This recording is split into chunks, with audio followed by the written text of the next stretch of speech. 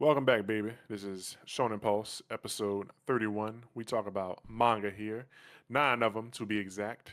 Those would be Chainsaw Man, Dandadan, Centuria, Shangri-La Frontier, Gachiakuta, Ranger Reject, Ichi the Witch, Order of the Flame, and Kagurabachi. If you are someone who listens to this podcast and you have not hit that subscribe button yet, you're not a good person. I'm just gonna go with that. You should do that. You should hit the subscribe button. You should hit the like button, and you should send it to your friends and tell them to hit the subscribe button. Or if they don't, then I guess you know something about them. They're also not good people. Be good people, because we're all good people around here. This is a good environment to read and talk about manga, especially down in our comment section. We'll be addressing some comments later on at the end of the Kagurabachi segment if you're into that. But anyway, it's your boy Yato, and today is just me and Big Knox on the track. Yes, sir. The other two guys, they got Mongolian butt disease or something today. Actually, not Weeb this time. Weeb, he had some moving stuff going on. He moved to the big city from the big city or something like that. So his schedule is a bit different. But Traffy definitely has athlete's throat, so send your thoughts and prayers. Yeah. Yeah. If you saw Traffy at a con or something recently, because he just went to a con, hopefully, you fucking gave him a wedgie or something. But he deserved it. But anyway, it's just us league, and sorry we've been late and absent. But you know how life be. We all about 35 plus, years old. Everybody got lives and families and stuff like that. So 35 is crazy. Don't be too well. I say we, but I meant Knox. Oh. But don't go too hard on us in the comments. Sorry, baby girls. But anyway, let's get this thing started. We got a few. We only missing like one thing today. But anyway, we're gonna go ahead and jump into that Chainsaw Man chapter 209, terrifying weapon. Knox, you got any thoughts? Yeah, I think it's crazy how, because like we always knew that damage like this can't just like kill like a devil or like a fiend or whatever. They're like hacking and slashing each other up pretty regularly throughout Chainsaw Man, but it was still just like crazy to see like a corkscrew through Yoru's forehead. Yeah. At the end of the last chapter, and then the start of this one. But she ate that shit, and then she's on her bullshit now again, which is crazy because like I wonder what it was that kind of like activated this like extremely high power level from her suddenly after the falling devil was kind of dancing on them up until this point. I think it was so to pull a weed move and jump to the end. I think it was just the whole war thing, like the fact that Nuclear atomic weapons bombs, yeah, nuclear weapons are back in the story, and therefore people are afraid, and that like fear of war powered her up. That So makes she kind of sense. got like an instant like power boost, Yeah. and even the fallen devil was like, shit, I thought she was dead or whatever. It's like, nope, just back bitch, crushing your ass. It like she, even Yoru's like, I forgot. Like, why did I forget? Because it was like an instant thing, but like Denji didn't, puke. Like the nukes didn't get puked up, Yeah, and how are they back, I wonder? yeah, somebody was saying like maybe just them being created, but it's like the fact that they were made shouldn't even like it. I don't know. It seems like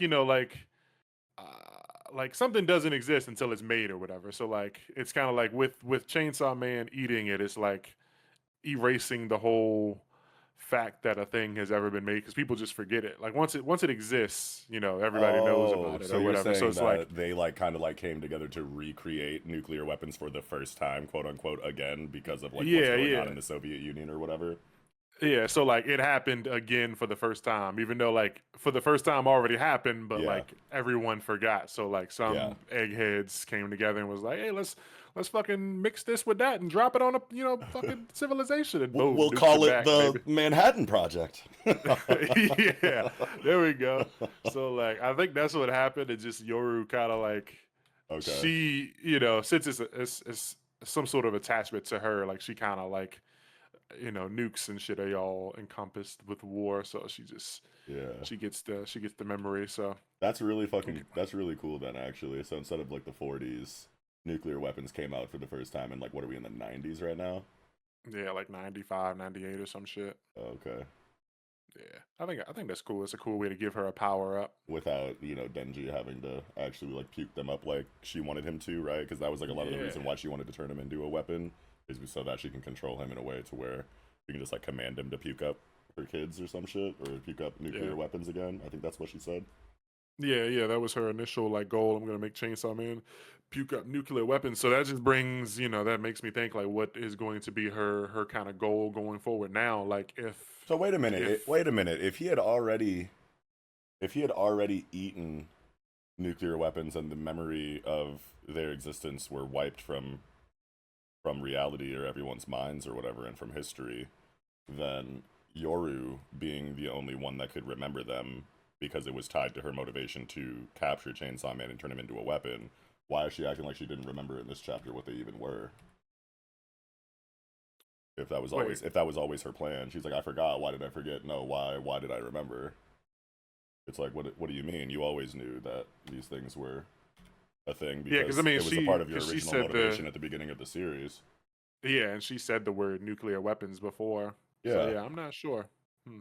interesting. Yeah, maybe somebody will kick our ass in the comments about not knowing that or something. But yeah, help No, yourself, baby. no, wait a minute because because maybe maybe she didn't actually forget because that legitimately just like would not make sense if she was just like, well, nuclear weapons are a thing because like you totally remember that, like you said it in the beginning of the series. Maybe she Yeah, forgot like the feeling of strength that like they gave her or something like that, or like the because she just got this like little like power boost or whatever. yeah. Maybe it So was like when people like lose a limb, but they kind of like get that phantom pain or whatever. Like yeah, they still like feel like their toe itch, but they don't even have a foot. And then yeah, it's like now she suddenly has a foot, and it's like, well, how did I forget? And it's like, oh yeah, shit, like type it's shit. back, and she remembers the feeling. But like at first, initially, like when part two started, she just had the memory of the thing that was gone, but didn't remember Yeah. what it felt like to have it exist. And now it's back, and she's like, "Oh, so this is what it feels like for people to be scared of this specific weapon that is a part of Yeah, my family." Yeah. yeah. Okay. I think Okay. I think that makes I sense. like that. Yeah, but she's fucking up the falling devil. So like, let me see. I can't remember because I read this chapter when it came out and I haven't looked at it again. I guess this kind of looks like permanent. Like this looks like murder damage. I mean the horsemen I guess are not supposed to be. I don't think as powerful as the like primal fears, but like this this looks like not get back up damage. Like I feel like every time we've seen like the falling devil get hit, it wasn't like to this extent, like never like dropping to her knees type shit, but like this is Yeah, the some real fall to the damage. knees and like like straighten out, like fall on the ground, blood spurting out, like intestines and shit. Like that looks like she Yeah, might be like done for real. But it's like, yeah, because how that's could damage like that beat her if like she's been getting sliced up and taking crazy damage from attacks from them in this way, kind of like the whole fight, and just kind of like gets back up every time. She reconstituted herself like 3 times like in this exchange alone. yeah, So yeah. like It's how just like could I she's feel just like like when you see the exhausting whole her? like Yeah. yeah, when you see the like someone falling to their knees and like like laying down, I feel like that's usually the end. Yeah. Like It's like like when any characters other it's like when characters' eyes go white in One Piece, you know the fight's over. Yeah, yeah. Like I could hear her, like I could hear the sound of her knees hitting the ground. Like it's got a fucking like a signature thump, and then her body's just laying there. Like any other time, she would have just regenerated, but she didn't already. I mean, Yeah. maybe she will next week, but I don't know. I kind of feel like this fight might be over, which I guess puts Yoru's power in a new league or Doesn't she whatever. just need like blood or something, or is that just Denji who does that? Who can like That's devils in that's general. devils in general. Okay, so maybe she just Yeah, like exhausted her regenerative capabilities after exploding her so many times that she needs a minute to slurp some blood up before she can get back up again or some shit. yeah, I don't know how maybe. she gonna do that when she's like half of a person, but Yeah.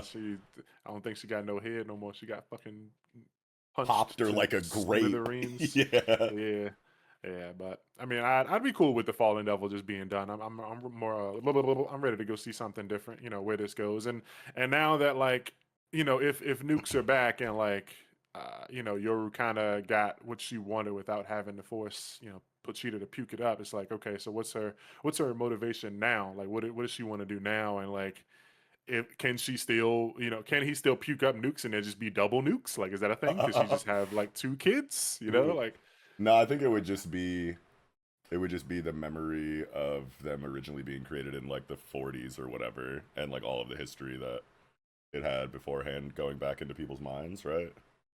I guess. But I mean, I was just saying, like, if she managed to like make him throw the devil back up, like Yeah.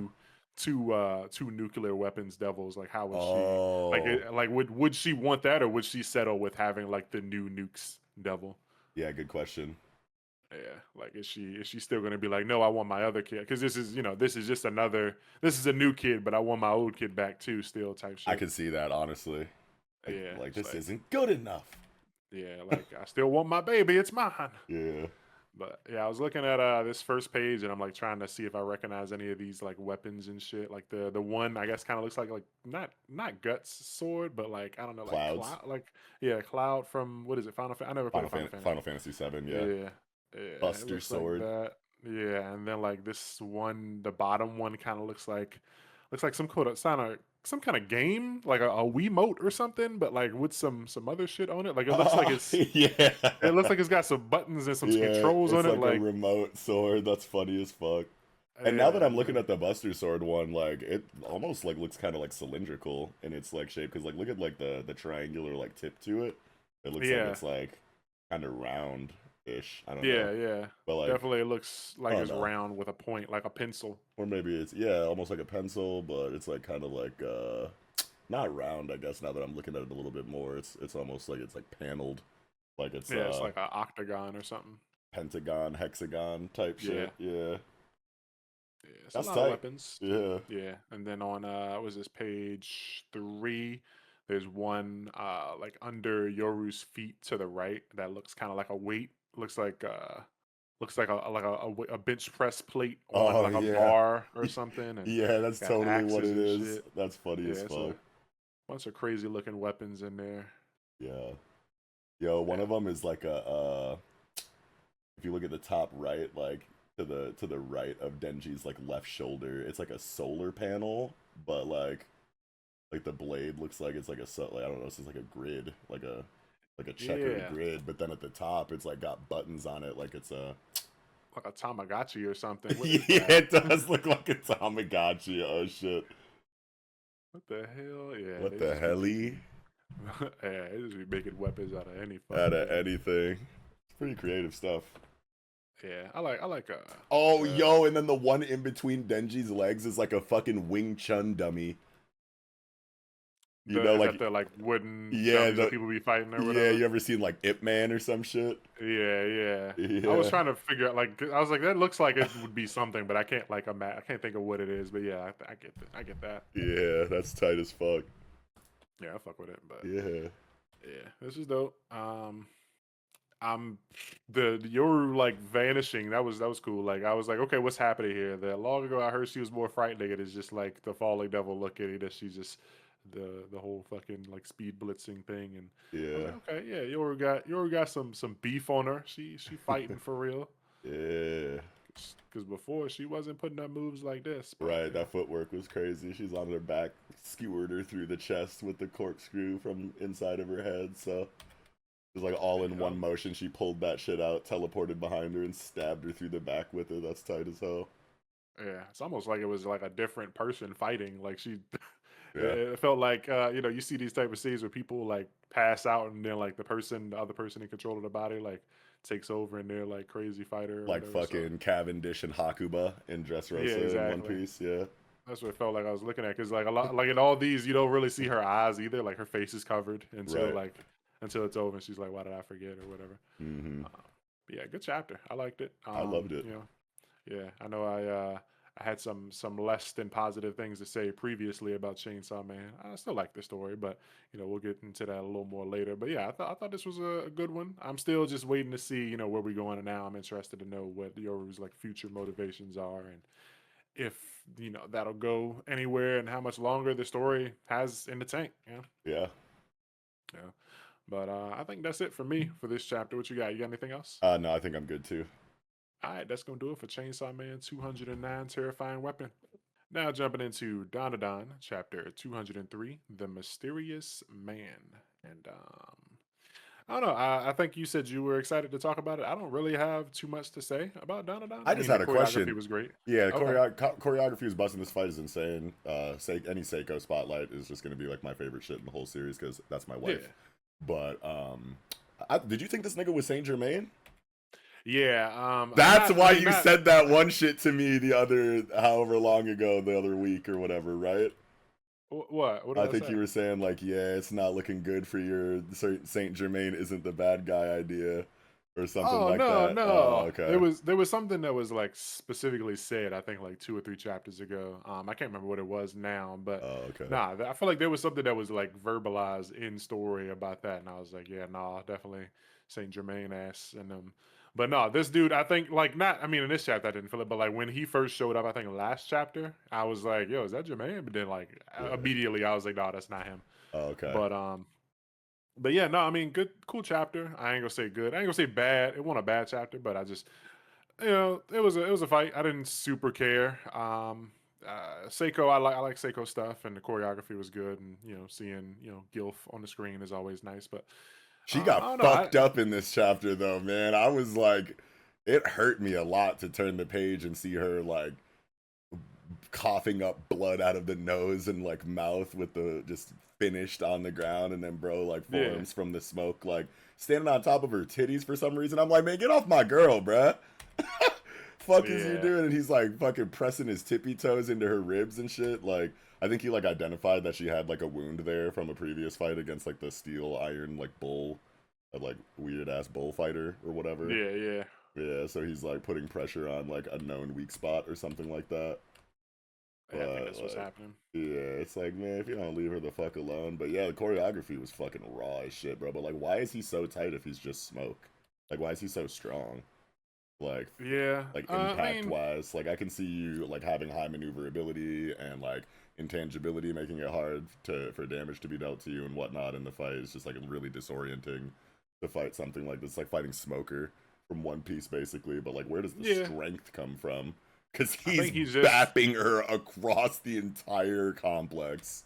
I feel like he just trains a lot because, like, I mean, clearly the dude looks like he does this. Like, he's True. dressed and he's got the whole kung fu stance and he's doing the move. Like his stance, his fighting style, everything that he does seems like he trains a lot. That does feel like the type of thing that doesn't. You normally when you see somebody with an ability like this, it's like they won't have like the technical skill to fight. But this dude is like, I got this ability and I'm also going to train. Like normally people wouldn't go this far. It's like Yeah. why do push-ups when I could just death beam you or Yeah. whatever? But Yeah. this Yeah. nigga got the move and he's doing hella push-ups and probably went to dojos and trained and all kinds of other shit. Like Yeah. He he's really got the does skill. this.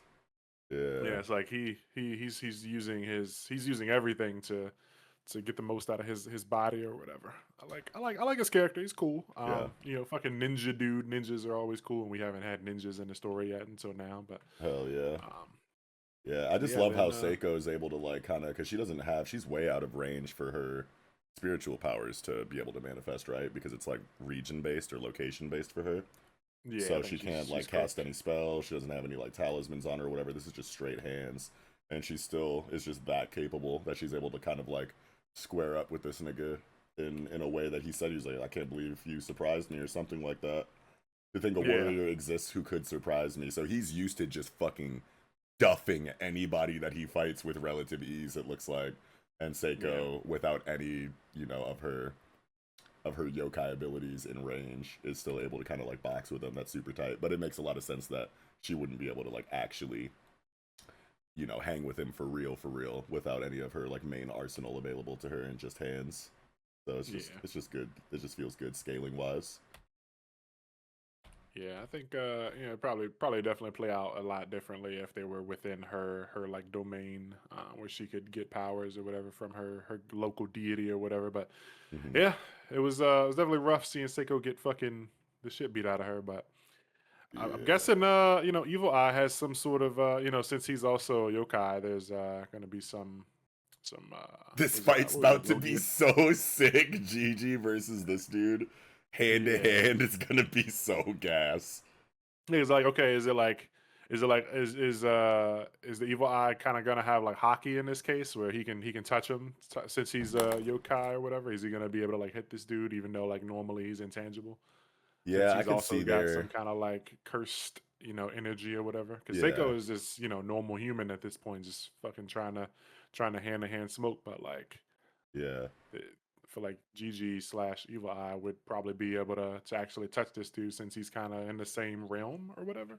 True, and like that's probably a factor, of course. But I mean, like this dude has to go tangible in order to be hitting Seiko the way that he kind of has been in the fight, right? So like wherever Seiko tries to attack, he can obviously like turn that into smoke and block it. But like he's not punching her with smoke; he's punching her with some kind of like hardened version of himself that I can see being like exploited, Yeah. even without that spiritual energy tether acting like hockey, like you said. I could just see, and I don't know if Evil Eye is all that tactical of a fighter to come up with a strategy like that in the first place. He seems like kind of a meathead, just like throw energy or throw hands or legs or feet like at whatever's moving type dude, angry, pissed meathead fighter. So I Yeah. don't know. He might be a little too unga bunga to come up with a plan like that, but he might not even need it, like you said, because there could just be some situation in the power system where spiritually he can just land punches, even though this dude is made of smoke. Yeah, since they're both like of the yokai realm type shit Mm-hmm. or whatever, like Yeah. we're both made of the same fucking phantasmally spiritual bullshit or whatever. So Yeah. maybe he can just hit him. But yeah, I'm interested to see like how he goes about fighting this dude.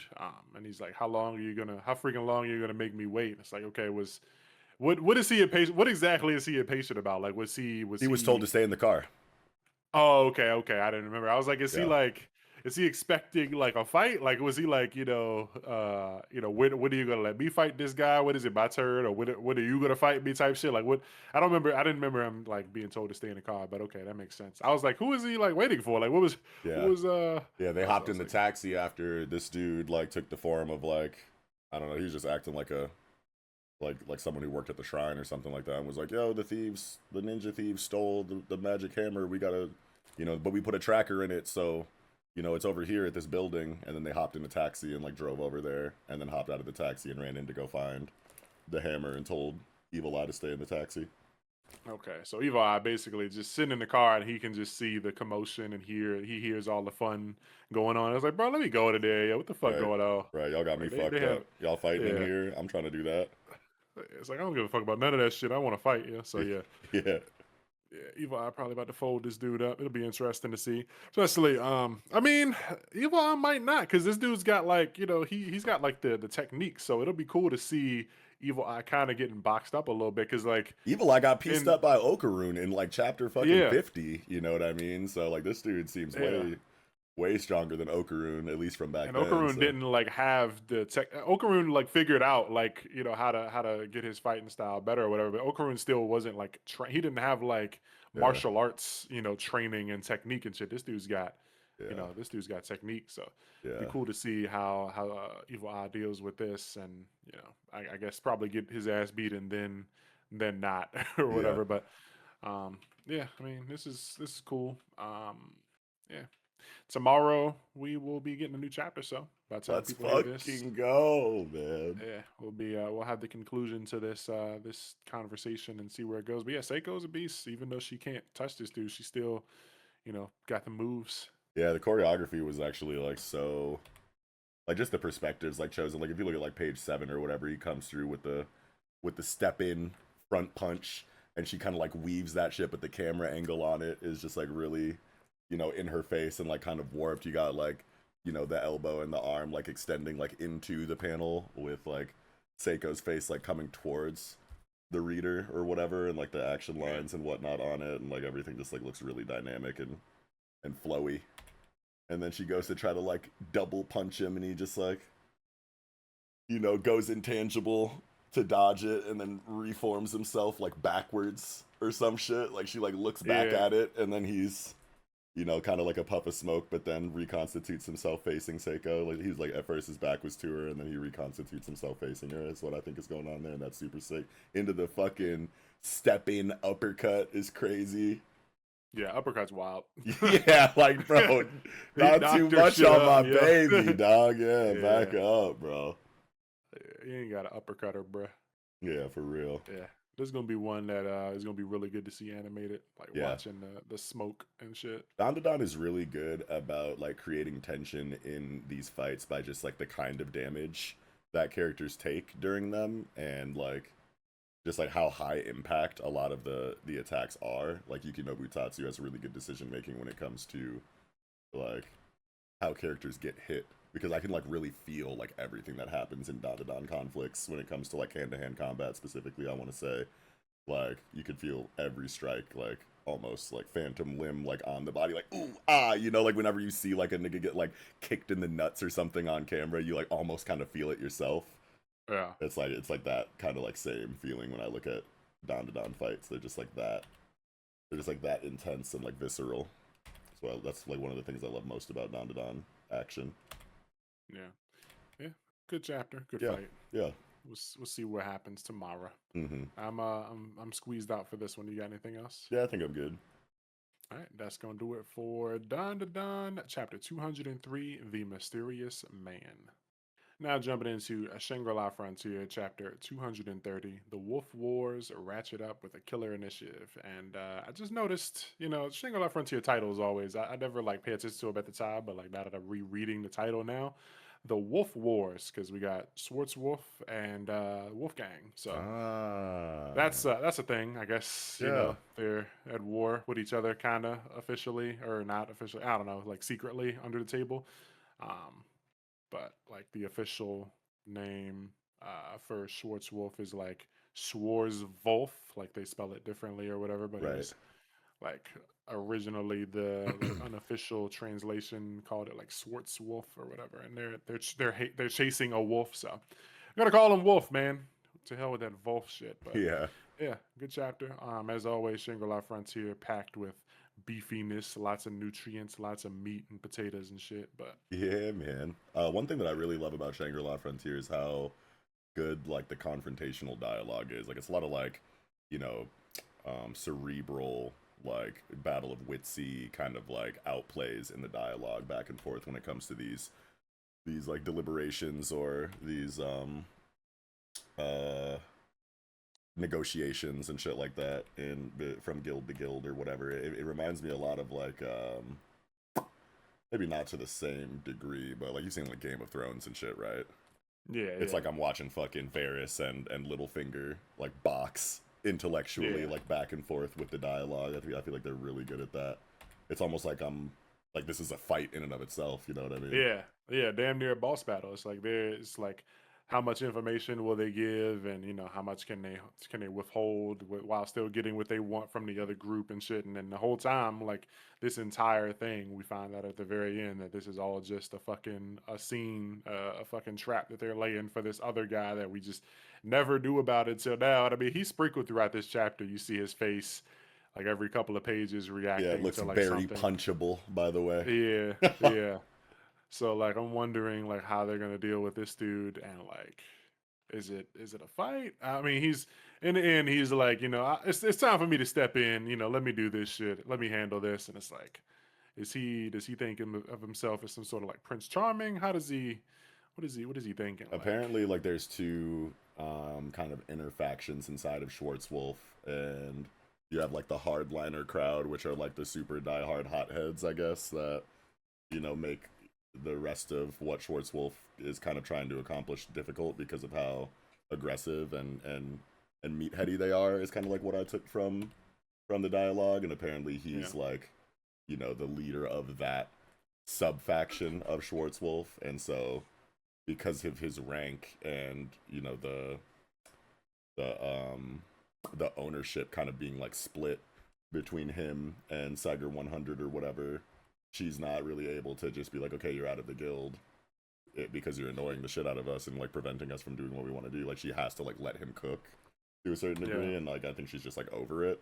So she helped It's create kind this of like scenario to kind of like get him out of here, because it's like Kyogoku will fold this nigga. I don't give a fuck. Like just give it to yeah. her, like just let her kill this nigga or whatever she's got to fucking do is kind of like where I'm going with my But since it's a video thoughts game, here. it's like But killing yeah, him won't actually exactly. kill him. He'll just respawn, so they gotta like shit on him, make him look bad or whatever, Yeah, like ruin his yeah, reputation. ruin But his reputation or something. Yeah, yeah, it definitely feels like a Shane and Rick kind of deal. Like they both, want all the people, to survive in the Walking Dead, the zombie or whatever, the yeah, zombie horde faction. Well, not a faction, but yeah. infection. But like Shane is, fucking shit up type shit. So it's like, gotta get this secondary leader dude out of here so that I can kind of, what the hell? Mother-in-law calling, but I can't answer that. But yeah, yeah, this dude, they're playing to get him to make a move. So yeah, I can't wait to see what his way of handling this situation Right, is. because we're gonna get just like so much character stuff for him next chapter because obviously he's introduced and we need to know like why he's such a problem in the first place and we need to get his motivations and maybe a little bit of his backstory. Like I'm just excited to like learn everything about this guy that we're gonna need to know going into the greater conflict of what they've kind of been setting up here for him. Because like his design Maybe is like is pretty serious. Like they've been holding on to this dude like for a reason, waiting to give it to us, especially with like a twist reveal of like why these negotiations kind of like started in the first place, all leading to him. I can just tell that he's gonna get some pretty good character stuff next chapter or maybe across he's the next like couple the chapters.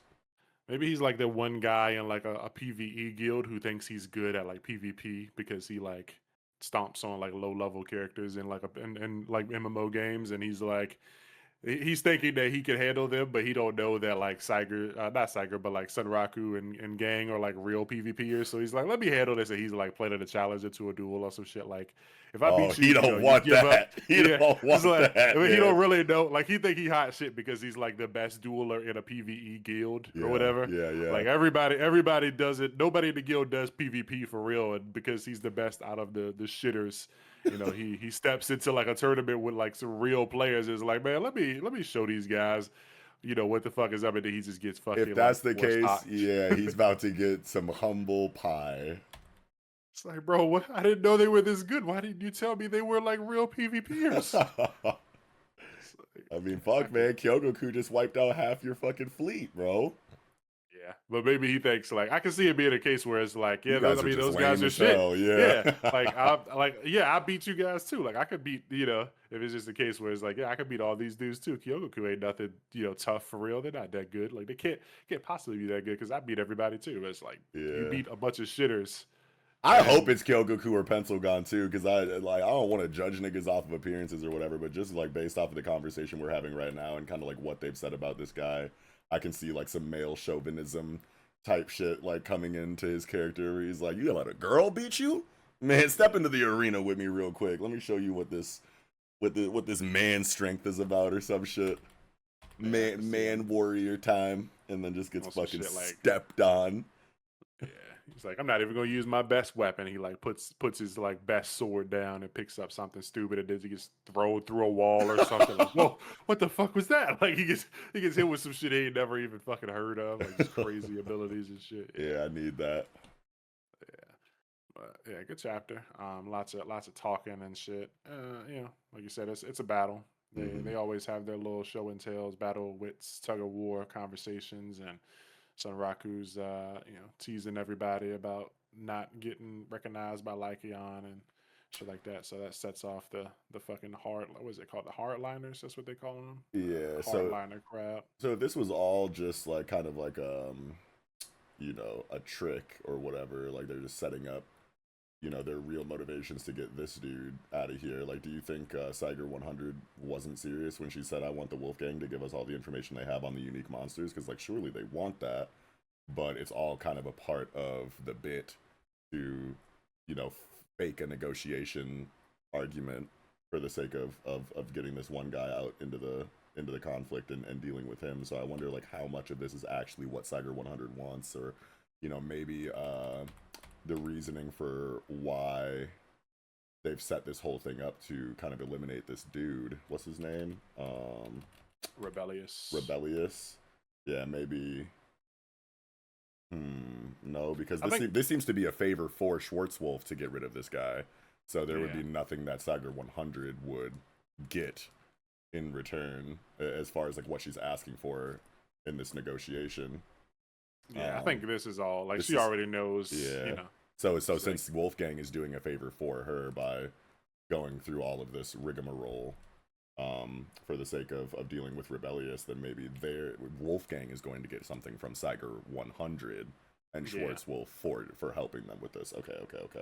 Yeah, this seems like Saiger 100 just keeps like making demands and stuff like that because like to her and like it would make sense that her guild members would feel like, hey, those guys, cheated us and they've been shafting us and they've been killing us. You And need they've to been like talking get crazy to them. our fucking leader the whole fucking time at Yeah, this thing. Like, she's yeah, asking for yeah, this and that, and you're telling her to fuck off every chance you get. Like, we should beat y'all ass. Yeah, okay. yeah. And so it's like it's just a trap to get the dude to come in and be like, all right, man, I got this. You tried, the good way. Now let me talk to him. It's time to put daddy on the job. And the whole time they assassinating daddy ass. Yeah, for real. Like, So let me give you some of this hard line. yeah, yeah. Now he finna get fucking plunged. Yeah. Sager 100 and I have a deal going on behind the scenes. Yeah, she got that smile on that Yeah, last page. I Sager love that. 100. Yeah. Now I need the lore of like Siger 100 and Rebellious's beef. Like, I really hope that like the next chapter that we get, or across the next couple of chapters, they really flesh out exactly what the issue is between these two characters and why they're at odds and butting heads the way that they are. Because I know that's gonna be juicy, juicy stuff. Yeah, and how does I want to know how Ray Sager Zero feels about this dude or whatever, and like Yeah. I feel like Sager Zero like leaving was not like part of this plan. Like it works in this case, but it wasn't part of the plan. She still is wanting to leave because she wants to join Wolfgang and she wants to like be near Sunraku, but like it just also helps making them look weak to this like guild of like six people who is shitting on all the monsters, and it's another nail in the coffin where this dude feels like he's got to step up or whatever. It's like they're shitting on us, they're taking our monsters, they're not giving us info, and now they're fucking taking our guildmates. I gotta step in. Right. But yeah, can't wait for this upcoming chapter to see what happens. This is good one.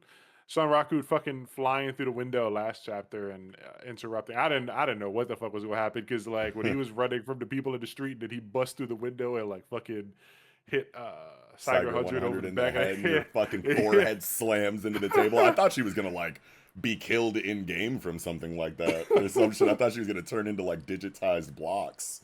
I was like, yo, I thought it would like derail the conversation, like she would like attack him, and then it would just turn into like, "Oh, guess we out of here today. See you later," type thing. I thought it yeah, was gonna be one of them, but it started up the conversation or whatever. yeah. Yeah, but good chapter. I Hmm. don't really got too much else to say about it. You got anything else? I think I'm good too. All right, that's gonna do it for Shangri-La Frontier, chapter 230. The Wolf Wars ratchet up with the Killer Initiative. Now jumping into Gachiakuta, whichever you want to say. Speaking of, has an anime out right now. I think we're on like episode 3 or 4, but check that out if you haven't any already. Kind of stumbling over my words. It's been a while, baby. Give me a break.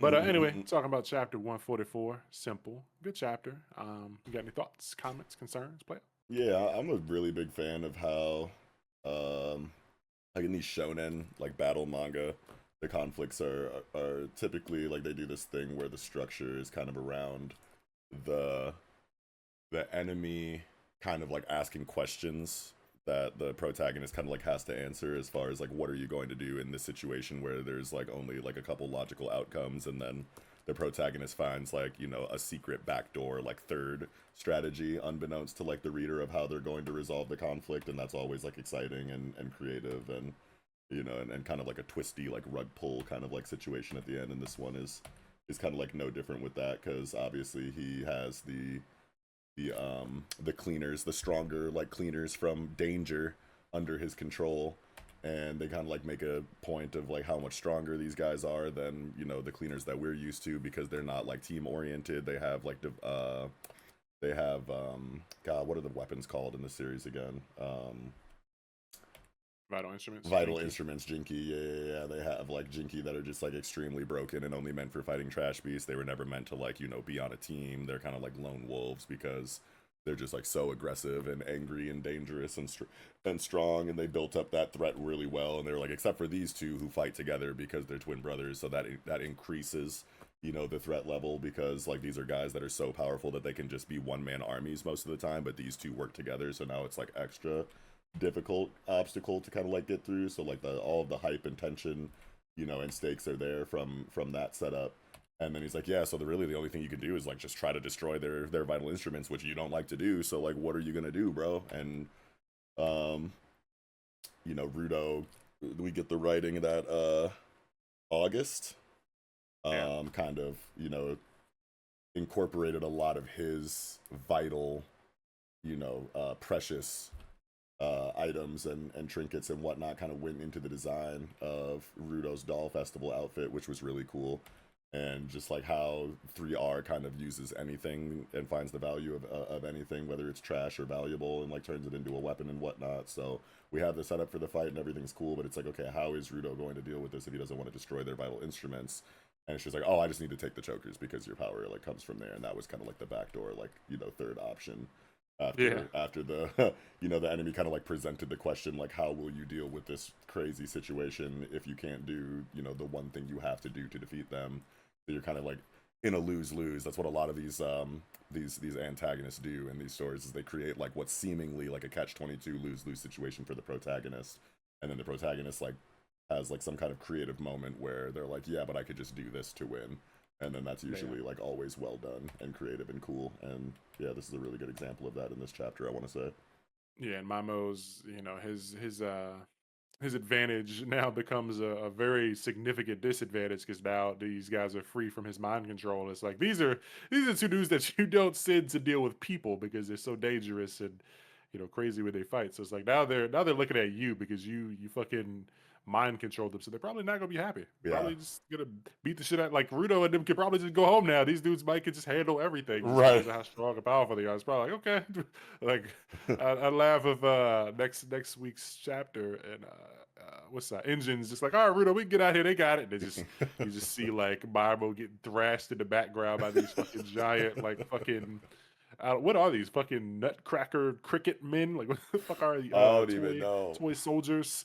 Um, I mean, They're we've seen them fucking, their shit is before. cool though. Like Uh, yeah, Yeah, conceptually, this is like a really sick, character or characters design and fighting style. yeah. I love the design of the brothers and their weapons or whatever. But like, I remember they got mentioned a couple times before. Like, Did I they? forget. I think it was before this arc. Yeah, there was a point when. I think it was when they were on the way to meeting the information broker, and like Rio, I want to say like Rio and Rudo were in the car, and Fu was in there too, and like, or maybe some. I feel like at some. I don't remember who was in the car, but I remember I want to say Fu was in the car, and I want to say Rio was also in the car, and she was like the twins are watching over him, and the two like dolls were like there, but these two dudes weren't there. But I feel like the two dolls Oh, were like in the car, like watching him or something, and I was just like, what the hell is up with those guys? yeah. And like, See, that's just like it's been like once or it twice. just shows the level of thought that Keirana like kind of like puts into this stuff, because like a lot of the times in these stories, like characters will literally just appear for the first time, and it's like normally like not a big deal, but you know Keirana like takes the time to actually kind of like lightly sprinkle them into the story until their spotlight comes up a little bit later, and it like helps for hype for anyone that kind of like remembers those initial like that breadcrumb laying or that initial setup or whatever for it, because it could have been totally fine if this was the first time that we had ever heard of these guys, but there was a moment where they were introduced slightly a little bit before that just kind of like helps with how good of a feeling it is for them to be reintroduced into the story. You know what I mean? Yeah. Yeah. And then like everybody but Rudo, like in the cleaners knows, about these guys. And I Yeah. mean not but Rudo, but like probably Amo doesn't know, obviously, Fu wouldn't know, but like Yeah. fucking damn, I just forgot his name. Follow probably wouldn't know. I mean he might, but he probably doesn't know these guys. And just there's some people who are, just notorious within their organization or whatever. So Yeah. like last chapter, was it last chapter? It might have been the chapter before that. Yeah, it was last chapter when when Mamo's talking about when Mamo's doing some shit and then they show up and she's like, "Oh yeah, I forgot you guys are wearing chokers too." And she's like, she's looking at the dolls or looking at the brothers and she's got like a sweat bubble, like, "Oh shit, like Hmm. this is about to get ugly" type deal. And then she's like, "Can you Mamo asks, can you neutralize your friends, the twin cleaners?" And then the next chapter is them, fucking turning up and folding this fucking arena Yeah. Crumbling in the half. landscape to dust. Yeah. Yeah, Yeah, it's crazy. I yeah, love the action too in this one because like a couple of these scenes reminded me of moments in other stories too. Like for example, when the boots like first kind of like activate or whatever, which is also a really great decision from Keirana to show some kind of like difficulty handling the new power inside of Rudo. He's just like not like automatically wildly capable with them. He kind of like uses them and goes too fast and slams into a wall. It reminded me of like when Sunraku first got Levin Hazard. Yeah, I was about to say And that too. yeah, we recently just got that in Shangri-La Frontier. But then once he kind of like gets a handle of it, uh, he starts weaving these attacks or whatever. And on page 11, you see that one of the dolls like tries to throw like a crazy punch into the ground, and you can see in the art that Rudo kind of like zigzags and then like jumps kind of like towards the reader or whatever in this page when he dodges it. That reminded me a lot of like Miura from the Bugle Call. There's like there's like a fucking page in one of his fights in the Bugle Call where he takes a very similar zigzaggy path like this and then shoots towards the screen in a similar way. So I was like, holy shit, that reminded me a lot of a Bugle Call in that moment. It was way tighter in the Bugle Call though, art wise. Yeah, like, yeah, like he ran up the wall or whatever. Yeah, it was just like I don't know, just compositionally, like it was just like a lot more like well executed and like dynamic in the Bugle Call because like the art in that shit is insane, and so is it in Gachiakuta. But if you put the two pages like side by side, I think Bugle Call takes it. But it's just cool to like be reminded of other series and this way in this new Gachi chapter.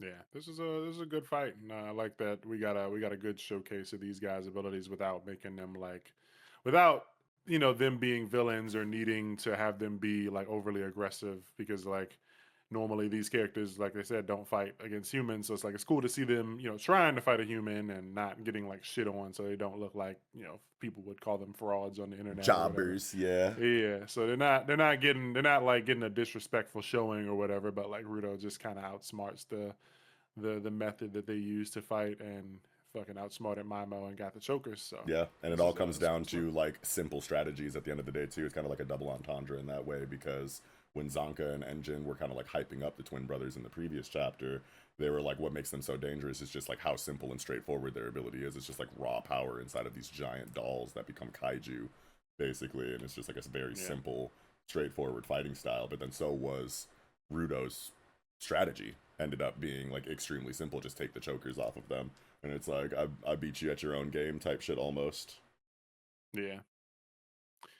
Yeah, it's fire. And just looking back at that previous chapter, like these moments where they're like talking about other teams and shit, like they talk about Team Danger, and it's like, okay, so there's three other people on this team that we have never seen that I can't wait to fucking see. So I love meeting new people because we can see the two dolls in the background. Last chapter, page 5, there's the silhouette, and it's like looks like a girl, a fucking guy with big hands, kind of like Rudo, big gloves, maybe big trench coat type of deal, and like a fucking, I don't know, space helmet, motorcycle like helmet, robot cyberpunk dude. Tron motorcyclist. Yeah, yeah, something cool. Like I'm hyped. So that's where my stocks are at right there. Is that nigga? I don't know what he got going on. Old girl on the right looks like she got like a saw leg.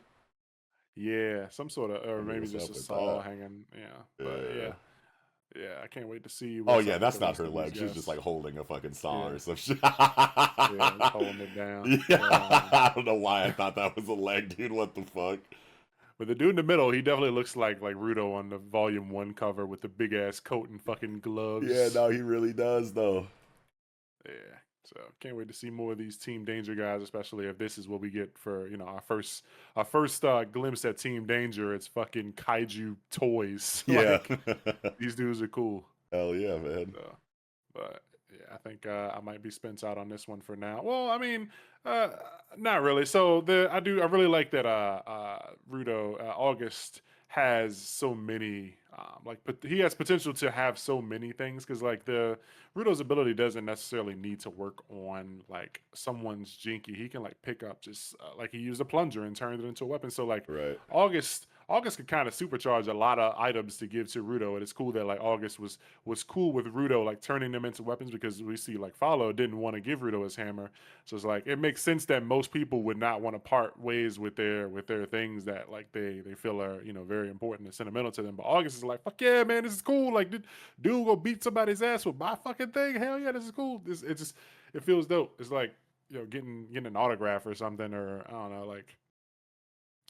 I wanted to say like I wanted to say similar to that joke where they say like the Incredible Hulk like throws your car at somebody, but like I mean you'd be pissed at that. But like I mean I guess it kind of be cool if like if you won the fight, like if somebody was like I'm gonna blow up the planet and the Hulk like used your car to like kill him, sure. I'm like yeah Yeah, that's my that's car fine. right there. Yeah, Yeah, but but like like when you're still making payments on it and you just watch Spider-Man throw it at Venom and miss, and you're just like, yeah, it's like come ah. on, bro. Like if you go do that, you need to like end the world. Like there need to be no more crime ever, yeah. Yeah, but this is Nah, cool God. seeing somebody who's actually like, fuck yeah, dude wants to use my like, I'm gonna let him use all my favorite things and fucking save the day with him. That's cool. Yeah, no, for sure. Yeah. But yeah, I think that's it for this chapter out of me. You got any other No, thoughts? I think I'm good too. All right, that's gonna do it for Big Gachi, chapter 144. Simple. Now jumping into Ranger Reject, chapter 184, Targets. And Ranger's been off and on with releases or whatever with consistency because it's like the only thing that we talk about that unfortunately we had to wait for fan translations because officials are fucking doing whatever. I think officials are just releasing chapters on the app when the volumes come out. And I think that's like the only fucking manga that they're doing that for. And isn't the For some translation reason, like dog shit too whenever it does come out? yeah, it's fucking hot, double boiled, refried baby back ass. Yeah, it's fucking terrible. So we got a chapter this week, like 3 or 4 days ago. So fucking hooray! Praise the Lord, we got it. Hmm. Good chapter. Not a lot, happened on the action front, but it was a good chapter, good character chapter for D and Suzukiri, especially after last week's chapter. Last week's chapter was great too, where he Suzukiri showed D the like shrine or whatever that was like fueling the clones, giving them energy or something, and he just fucking like drop kicks that shit, kicks Yeah, straight through it. It's like fuck that, if you got to blame somebody, blame me, and then that conversation continues this chapter, and it's really good. yeah. Been good to see D grow as a character, But and this still kind of chapter a like lot of maintaining like a lot of, his initial characterization throughout a lot of the growth and changes that we've kind of like seen in his arc throughout the series. Like him yeah busting up that shrine was like fucked up kind of, but I mean like it was like necessary, I yeah guess, to a certain degree, like for Suzukiri, because like he does have a point. It's like you shouldn't be like this isn't what you should be doing with the one life you get. Like you're not, immortal or whatever like invaders are. Like, like yeah she's like a human at the end of the day. Like you might be a super powered human, but like you still have a lifespan that you should care about. You shouldn't you be can't you can't just be chilling in the shrine the whole time while the people that did this to you are out gallivanting around. Like you need to wake the fuck right up and come handle some shit with us. Like it was a crazy, brash decision to just destroy the shrine and say like, hey, everything that you've cared about up until this point, I'm just going to dismantle in a moment. And I was surprised she didn't fuck him up for that, honestly. Yeah, But but I mean, it's like yeah, he's right, but it's yeah, fucked up. But he's right. So you can't just sit here forever. Like they're not gonna get better. They're not gonna ever get up and walk around and have normal lives. Like it's over for them. Like you kind of, he's doing the euthanasia thing. He yeah, he unplugged the cord on all these fucking clones that were never gonna get up and do anything anyway. It's like get up. You gotta help me. I need your help. Come fucking murder the dude who did this shit. Like you said. right, So this is good. And I mean, there's the parallels here. He's saying things to her that she said to her, and that she said to him before. And they got the whole like head.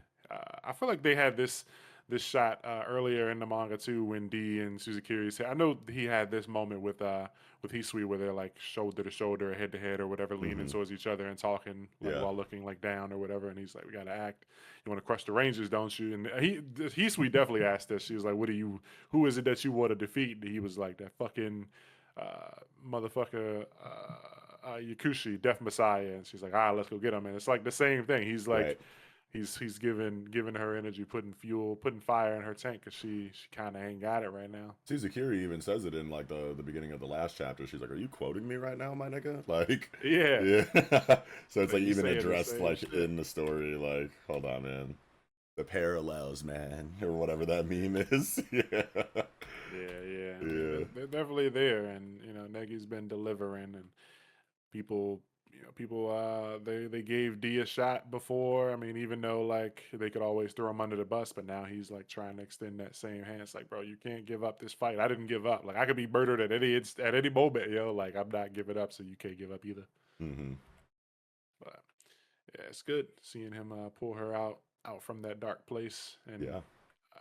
can't wait to see what she does and what she's capable of, and leaving her childhood self behind, the young Yumiko Suzukiri, as she's walking out of the shrine, and the younger version of herself saying goodbye. So Yeah, and it's just like it's good crazy to stuff. see the side by side because like I always knew that her eyes had changed, from back then to like now, but just seeing them like right next to each other on page 7 when childhood Suzukiri's like goodbye, and then like a older priestess Suzukiri is like yeah or whatever, and it's just like seeing that all the light like left her eyes because of her convictions for revenge and just like what she's kind of like been throughout her life. To Yeah. just like see the side by side for that is like holy shit, man. They really fucked you up. Like you really do need to go get back on these niggas, bro. Look what they fucking did to you, man. Like there's no light, Yeah. there's no light left in your eyes, G. Like you've seen some shit. Like you've been in it. Like Yeah. go get your lick back for real. Straight black, nothing, no Yeah. light, It's like when no fucking happiness. in that scene in Hunter x Hunter when Moral is like, you're not coming, you're not joining the punitive force to go fight these ants if you don't show me that you got something in you that make sense to bring you. Because the last time I seen you, you was knocked out, slumped over your homeboy's back because you got knocked out trying to do some funny shit to Pito. So I don't care what kind of training you did, like you got to show me something if you're gonna come with us. And then he's like, Gon's like, all right, I'll throw a punch at you or whatever then. And then like Moral takes off his shirt and like flexes and gets like super swole with like an 18 pack and shit, and was like, hit me as hard as you can then, little nigga. And fucking and then Killua was like, yo, just pretend he's like Pito or some shit. And then he's like, bet. And then he like loads up the Jajanken, and you see all the light leave his eyes as his eyes go as black as Suzukiri's as he's loading up that punch. And Moral literally gets like shaken to the core and is like, yo, this little nigga is not playing. I'm about to die. And then he doesn't end up punching him. But it just reminds me of that whenever I see stark black corneas and pupils and eyeballs like Yeah. that. Yeah. Yeah, we need Suzukiri to get her moment. Yeah, Yeah, for real, for real. she's one who definitely deserves, like probably more than anybody else here, deserves to fucking get licks in on Shinya's ass, if not be the one to kill him. Oh God. For real, for real. Yeah. Then we go back to the battle. How many executives are left? We have 6 left. So did some get off screened then?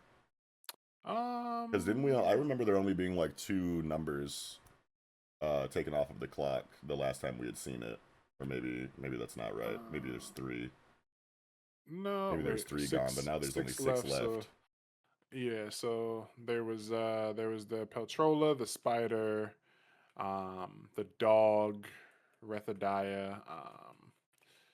Let me see. I'm flipping through the fusion. Wait, I don't think the fusion's not one of them. Let me see. Which ones did they list up on that?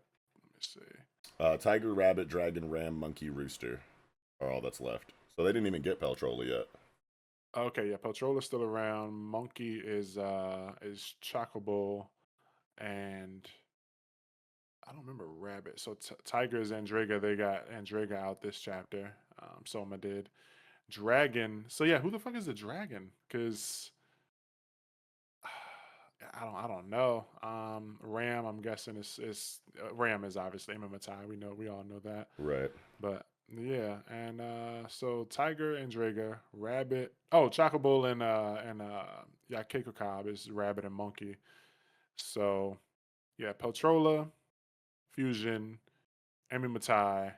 So okay, so we gotta up next. We gotta see because Andraga's getting out of there. Peltrola clone still exists. And then the finale has got to be Matai, I guess, because that's like Chidori's whole goal. This whole thing was drawing out Matai, and then the fusions and the dragon, and we don't know who the dragon is. We still haven't seen the dragon At all. and like yeah, like no, We've no never kind of seen the hint. dragon executive. Yeah, we've never seen anything. It was like, yep, that's the dragon. But like, Oh, wait. Why did I think that the one that they showed in the Fortress flashback was the dragon executive? The one that, like, from right before the putties or God, what are they fucking called? What's D's race called? Just Invader? Foot soldiers. Foot soldiers. God damn it. I remember there was a scene where there was some executive in the fortress with them and was like, yo, we're gonna bounce for a little bit. You guys hold it down until we get back. And then like they just kind of like abandoned them or something like that. Talking And about like talking about in the flashback with Shinya where I think it was I he think it was a Sosei flashback because it like showed when Sosei and Blue kind of like first came to the fortress and was like, all right, look, little niggas, this is how shit's gonna go now. We taking your shit over, and you about to fuck with us in these games or whatever, these Sunday battles every week or whatever. But like right before that, there was an executive there talking to them. I don't know if I'm even remembering this correctly. Someone's gonna have to correct me. Maybe V will have to let us know. But I want to say that was Emi Matai. Emi Matai was oh, involved okay. because D was also surprised. I mean, they were surprised by everyone being alive, but I think that was believed to be Emi Matai. Hmm. And then like we found out that fucking all of them are still alive. I'm trying to get to the page where like it showed all of the execs that they brought back for this event because like um wait, I think I'm there. Where is it? Where's the fucking squad page? Here we go. All right, so yeah, so there's the Spider, there's Andrega, Patrola, Rethadiah, Totomask, Wally Pond, and then some nigga in a trench coat. So that's 1, 2, 3, 4, 5, 6, 7, 8, plus the fusion. So that's two more, so 10, plus the Ram, which isn't pictured, and then I guess Dragon. So Dragon wasn't in this like squad picture. Oh shit. So who? Okay. Yeah, assuming because I don't remember them beating. There's the one.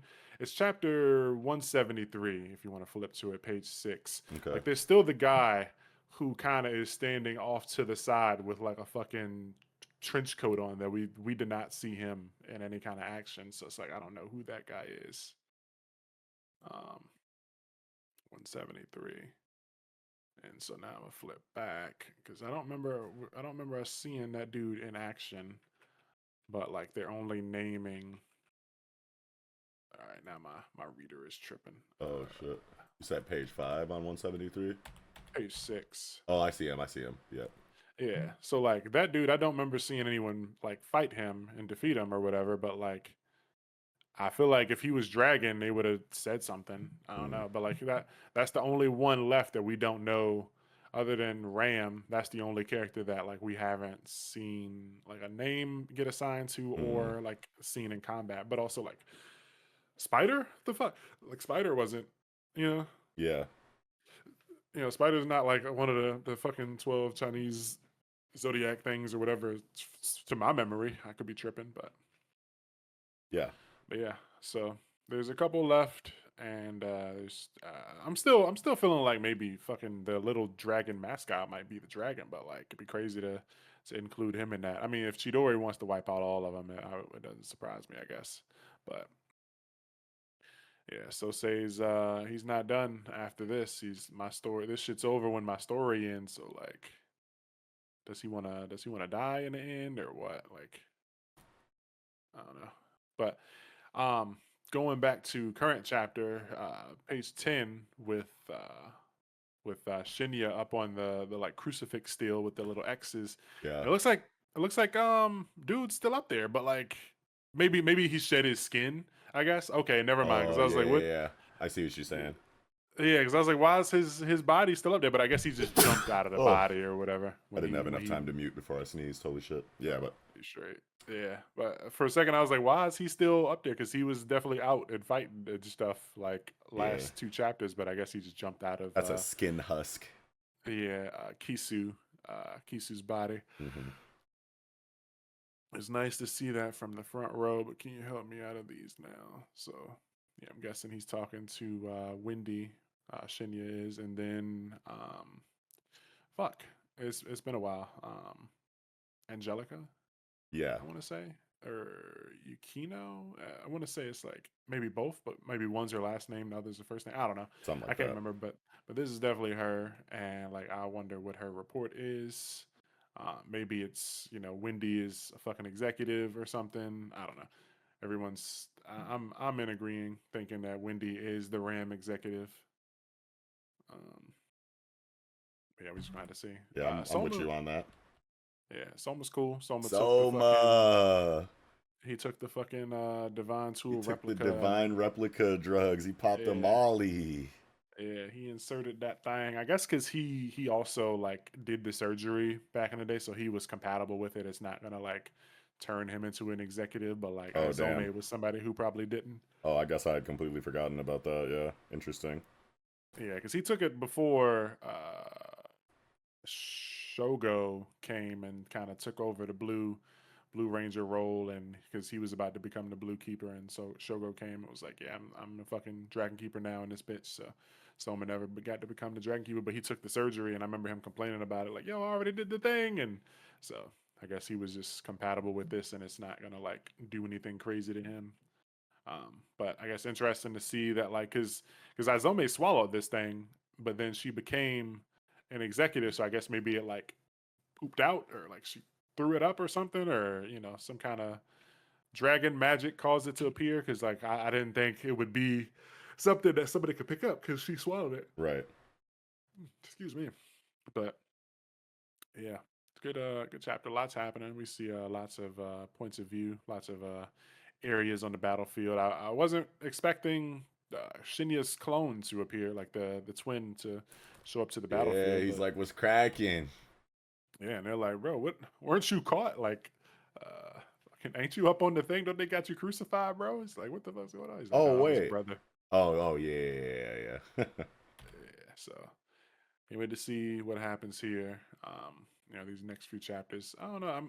I still don't want it to be the final arc, and I feel like they can do a little more still. But I wouldn't be surprised if it starts wrapping up pretty soon. Yeah. But I don't know. I still feel like there's more to tell. Like I feel like the real Peltrola is out there still doing something, uh, and we don't know what. But yeah, I feel like there's more to tell. I don't know. I'm not gonna say it's the end, but if it starts wrapping up with this arc, I ain't tripping as long as Negi gets to tell his story all the way through the way he wants. This arc has been good so far. Phenomenal. Yeah, we got the page. Everybody wants to kill Shinya's ass. Yeah. So yeah, even his twin. So yeah, there's a lot of people that want him dead. And I But can't wait to see it happen.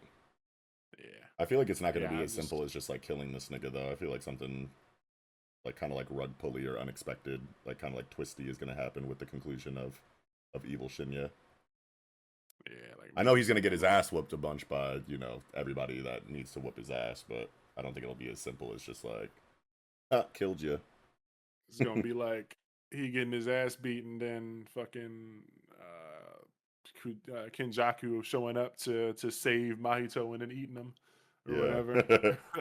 Somebody pull up. It's like, oh, Shinya, funny seeing you here. And then they just like murder him, eat him or something, and then it's just like a bigger evil.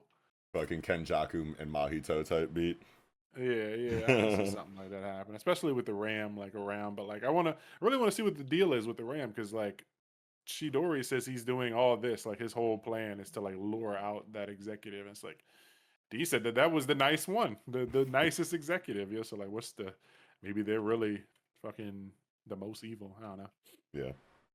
Yeah, but that was chapter 184. Hopefully we get I feel like we're a chapter behind. So I think 184 actually came out like not 6 days ago, but it came out like 12, 15 days ago. And so we should probably get another chapter within a day or two. But like the chapter that's coming out this Tuesday is like if we don't get a chapter within the next 5 days, we're gonna be two chapters in the hole.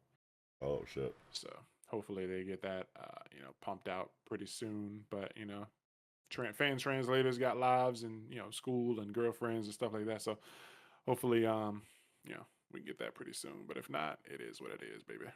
Yeah. But that was Ranger Reject 184. You got anything else for that one? No, I am good. All right, 184 Target. Now jumping into Ichi the Witch, chapter 44, 44th Hunt, Presence. Love the color page. Yeah. This is great. Interesting to see Ichi still wearing the boots, but I guess that's him. That's his vibe now. Yeah. Love the He's scar. clean in this fit, nigga. He got that shit on. He's probably got the tightest fit out of everybody. I But really love Discars, man. This is yeah. when I saw this, like I couldn't stop looking at her. I was like, wow, she just looks Yeah. great. She Love rocking to see it. the current trending streetwear aesthetic with the fucking Yeah. extra long baggy pants, almost Jinko jean thickness. Yeah. she's a queen, yeah. And Yeah. everybody looking good. I fuck with that. I really fuck with that jacket that you got on. That shit's fly. Hell yeah. You got the gold chain on and shit. Like everybody looking good. And Fuck yeah. fucking Gokuraku wears glasses. I wonder if those are like I don't remember him wearing glasses like in the story. Maybe I'm tripping. Somebody can call me crazy and say I'm stupid and blind and dumb and all kinds I of don't call me remember everything but a that child of either. God. But I think this is just like, you know, fucking fashion frames. yeah. It's just like this is what these guys would look like if they were in, you know, 2020, you know, fucking or 2025 Japan or Drippy. whatever. Yeah. Yeah. Yeah, I'm fucking with it, but good color page. But yeah, jumping into the chapter. This is a pretty chill one, but it was good. It was a really good chapter. A lot of moments. Hit a lot of points. Like we got a currency, something that I feel like a lot of manga don't do. Yeah. And it's nice to get a glimpse of the economy in the world, see how the world works, and people ain't with that bartering. You can't just trade leather and fucking what did he try to trade? Leather and Jerky. homemade jerky, yeah, for a Yeah. fucking axe. Like, nah, that ain't going, bro. This ain't the mountains, dog. We ain't taking that.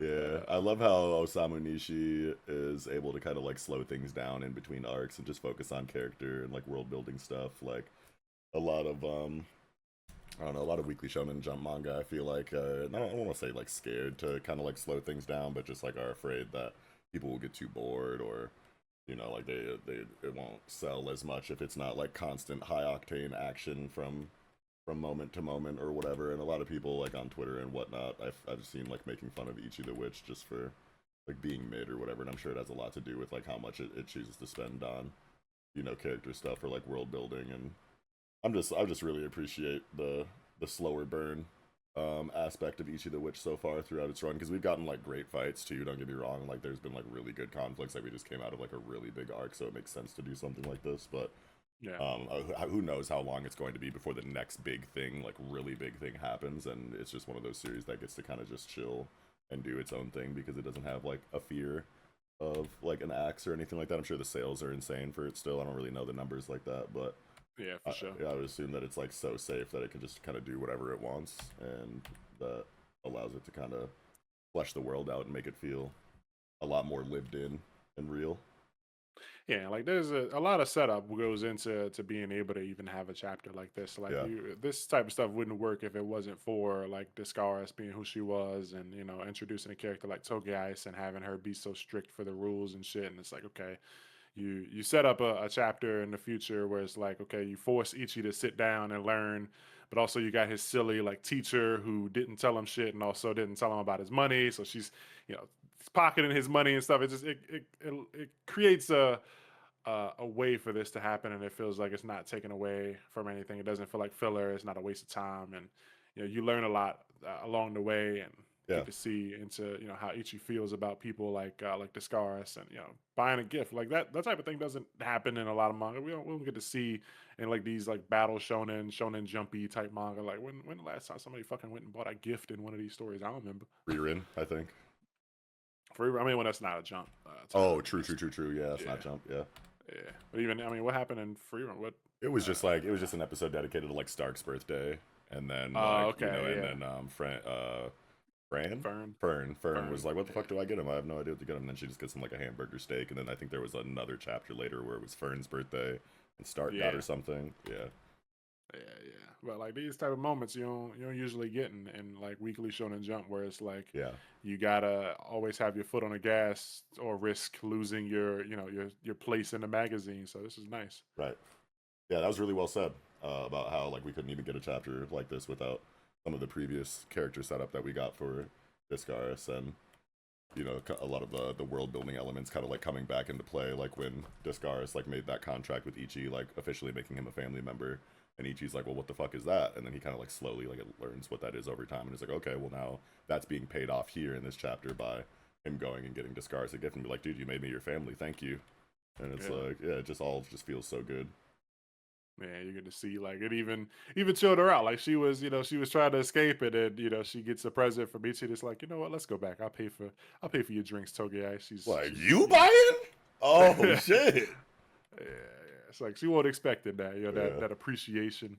yeah, very wholesome. Especially because Yeah, and she like she lost her brother, and now she's got a family. You know, she's got a new family with Ichi, and it's a whole thing. It's really good. This is a good chapter. Hell yeah, I'm super curious to see what's good with Spica Harvest. Cause Yeah, is she does she just like suck or something? Cause like Kamugi seems like she's got like ever since she found out that her sister was gonna be here, she's just like had anxiety ever since then. So it's like I wonder what that's tied to. I think they're kind of trying to make it seem like she sucks, like she's a bitch or some shit. But like I feel like there might even be something a little bit more there. Like I don't think it's gonna be anything as cliche as like a Noelle situation or a fucking where she just thinks that she's better than her little sister and like disappointed that her sister never made anything of herself and how she's this like high ranking like character in the world of the Mantonelle Witches Association and like my little sister couldn't fucking do what I'm doing, so I just like am shitty to her because of that. I don't think it's well, I don't want it to be anything as like cliches. yeah. I feel like we see that like so often I feel like in it might. sibling dynamics in shonen. I Yeah, feel like it might end up being more on Kamugi's side, like she just feels inferior or whatever, and yeah, like just gets a certain type of way whenever her sister's around, because like everybody likes her sister. Her sister's like the shining star of the family, and you know they said she was like leader of some crew or whatever. This I can't remember now. I'm trying to find it. Yeah, Mantonelle Association Inspections Department Section One Chief. So she's the chief of a department, and Kamugi's just like a male girl or whatever. So it's like she probably feels inferior next to her sister and maybe her family. Maybe the sister never like had any kind of like negative, you know, never talked down to her, but maybe her family made her feel a certain way, like why aren't you more like your sister or something. She probably never got to like verbalize her feelings and tell her sister like how she felt about her or how she thinks she's cool or anything, because maybe fear of like giving her sister a bigger head than she already probably has and shit like that. I don't know. It'd be interesting, but this yeah, I don't know, because yeah. now I I look at hope it she's again and it's like cool. Like I really hope yeah, she's cool, and it's just like this is all a Kamugi, like an inside of Kamugi's character thing, and it's not you know predicated by some really toxic like sibling dynamic that yeah. is all like on the side of Spica just like being shitty to her for one reason or another because I'm just tired of seeing that I guess. Yeah, she's um got like the blushy face, and she's like, now where is Kamugi hiding? I wonder. So it's like it's there's something there for sure, yeah, I but think they're like trying I to make it really seem like it's the dynamic that I'm talking about, but it's yeah gonna be like a twisty like rug pull like oh actually she's great and Kamugi just like feels you know um less than or inferior for one reason or another and they'll work through that together in some kind of way. It'll be really yeah wholesome. Yeah. yeah. But she's saying like, I told him to do something I never managed to do for myself, and so the day of the debut. So like, there's something that she wanted to say to her sister, but like what is it? And like I don't know, now I'm thinking about like her sister has this like eye patch. Maybe she lost her eye like protecting her sister or something, and maybe Kamugi feels like responsible for it or something, or I don't know. I'm just spitballing here, but Hmm. eye patch, makes me think she lost her eye in a tragic accident, but she seems she seems like she's in a good position in her life, and she's happy to be here, and she's got this like blushy face. Like this is usually, I don't know, it could usually be a lot of things, but we'll see, I guess. But Yeah. yeah, good chapter. Um, Ichi going out and trying to spend money and can't figure out what to buy. Got some candy. It's good stuff, Ichi. Hell yeah. Yeah, yeah. Good chapter. I think I'm spent. You got anything else for this one? I think I'm good too. All right, that's gonna do it for Ichi the Witch, chapter 44, 44th Hunt Presents. Now jumping into Otter of the Flame, chapter 12, the Spirit Horn. And we haven't, it's since this one's another one that there's been a couple of different feelings since we haven't really reviewed it. So like since because of like the breaks that we've been having Yeah. with our schedules and stuff. So like I feel like the way I felt about this series, like I still like it, but the way I felt has definitely like, if someone were to listen to our episodes back to back, they'd be like, "Hey, what happened?" Because like Yeah. the vibe went from like, "Oh wow, I really fuck with this," to like, "Oh, it's cool," and to like now it's like, okay, like I feel like I want it to succeed, but I feel like I'm a spoiler. I don't know if I feel like this is gonna make it. Oh, you think it's gonna get axed? I think it might be I've seen because people like like Skyzade and Axel talking about like how it's performing like numbers wise or whatever, like here and yeah. there in conversation online or whatever. But I guess I don't really know. Um, like I don't really look too much into it honestly. Like storytelling wise, like I just read like most of the chapters available the other day to like catch up to Hmm. it or whatever, and I think it's fine. You know what I mean? It's not like holy shit, this is it. This is like the next big thing or whatever. I don't get that feeling from it, but I didn't think it was so bad that like oh it's I could feel like it's gonna get axed or whatever. Like normally you can kind of like tell in the storytelling. I think it is weird that that Oder is just like kind of getting multiple spirits so quickly or whatever. Like Yeah. he got the Iron Spirit a couple chapters ago or whatever, and like that was hype or whatever. Don't get me wrong, but I definitely thought the blacksmith was going to get it, and that could have been Yeah, cool. yeah. And like that was it would have made like I mean I guess it makes sense still, but like I felt that too. Like I felt like yeah, have another character get the spirit and then they kind of like dual combo attack type of deal. Like Yeah, I use my power to bless you, but like I don't know. I mean, I kind of just looking at the first chapter, like when they show like the mosaic and the it kind of felt like Otter might become like an avatar type of deal at some point too. But oh, like okay, the Iron Spirit, I felt like should go to the blacksmith. yeah. It And then just she it felt joins like the that team made or some sense. shit.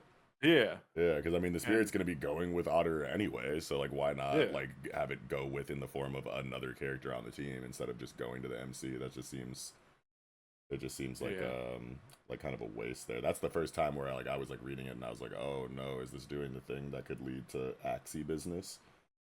I But think it's also just like the pacing and stuff. Like they showed up at this like village or whatever. Like the people, I don't know. People have been hating on it for a while. Probably like since like chapter two or three. And there's a lot of people who just doom everything like this. Anytime something comes out, if it does like anything they don't like or yeah, whatever, just people just the dopamine from having people like your tweet is just too addicting. So right, like just hitting Twitter timeline saying, "Oh, this is axed," and getting 30 people to like your tweet and agree, and that knowing that there are people that don't fucking read shit anyway, right. it's too addictive. So people just do it every week. But like I don't know. I was feeling it. I'm not feeling it, but I do feel like the pacing could be a little better, especially because there's another manga now in Jump. I don't know if you've read it yet, but it's Kaedigami. called like yeah Yeah, I want to check that that out. I haven't done it yet. that I think is really good, and like it does. It's at like chapter 4 or 5 now, and like they did the thing basically that Otter did, where it like introduced the characters, and then the next chapter they like entered a new town and an arc started, and like they kind of like it was a start to finish. They wrapped that arc up in like 2 chapters, and it felt better than like how Otter did, like with the last village where he showed up, helped the fucking I don't even remember now, but like we're 12 chapters in, and like I remember him leaving the village training, and then he went somewhere, and I want to say maybe there was another like I want to say there was a village before this arc that they're Yeah, in yeah, now. Like yeah. I he think he there was. helped some people, yeah, because he helped the Yeah, same the ice coffin guy, right. Yeah, yeah. he fought what's his name?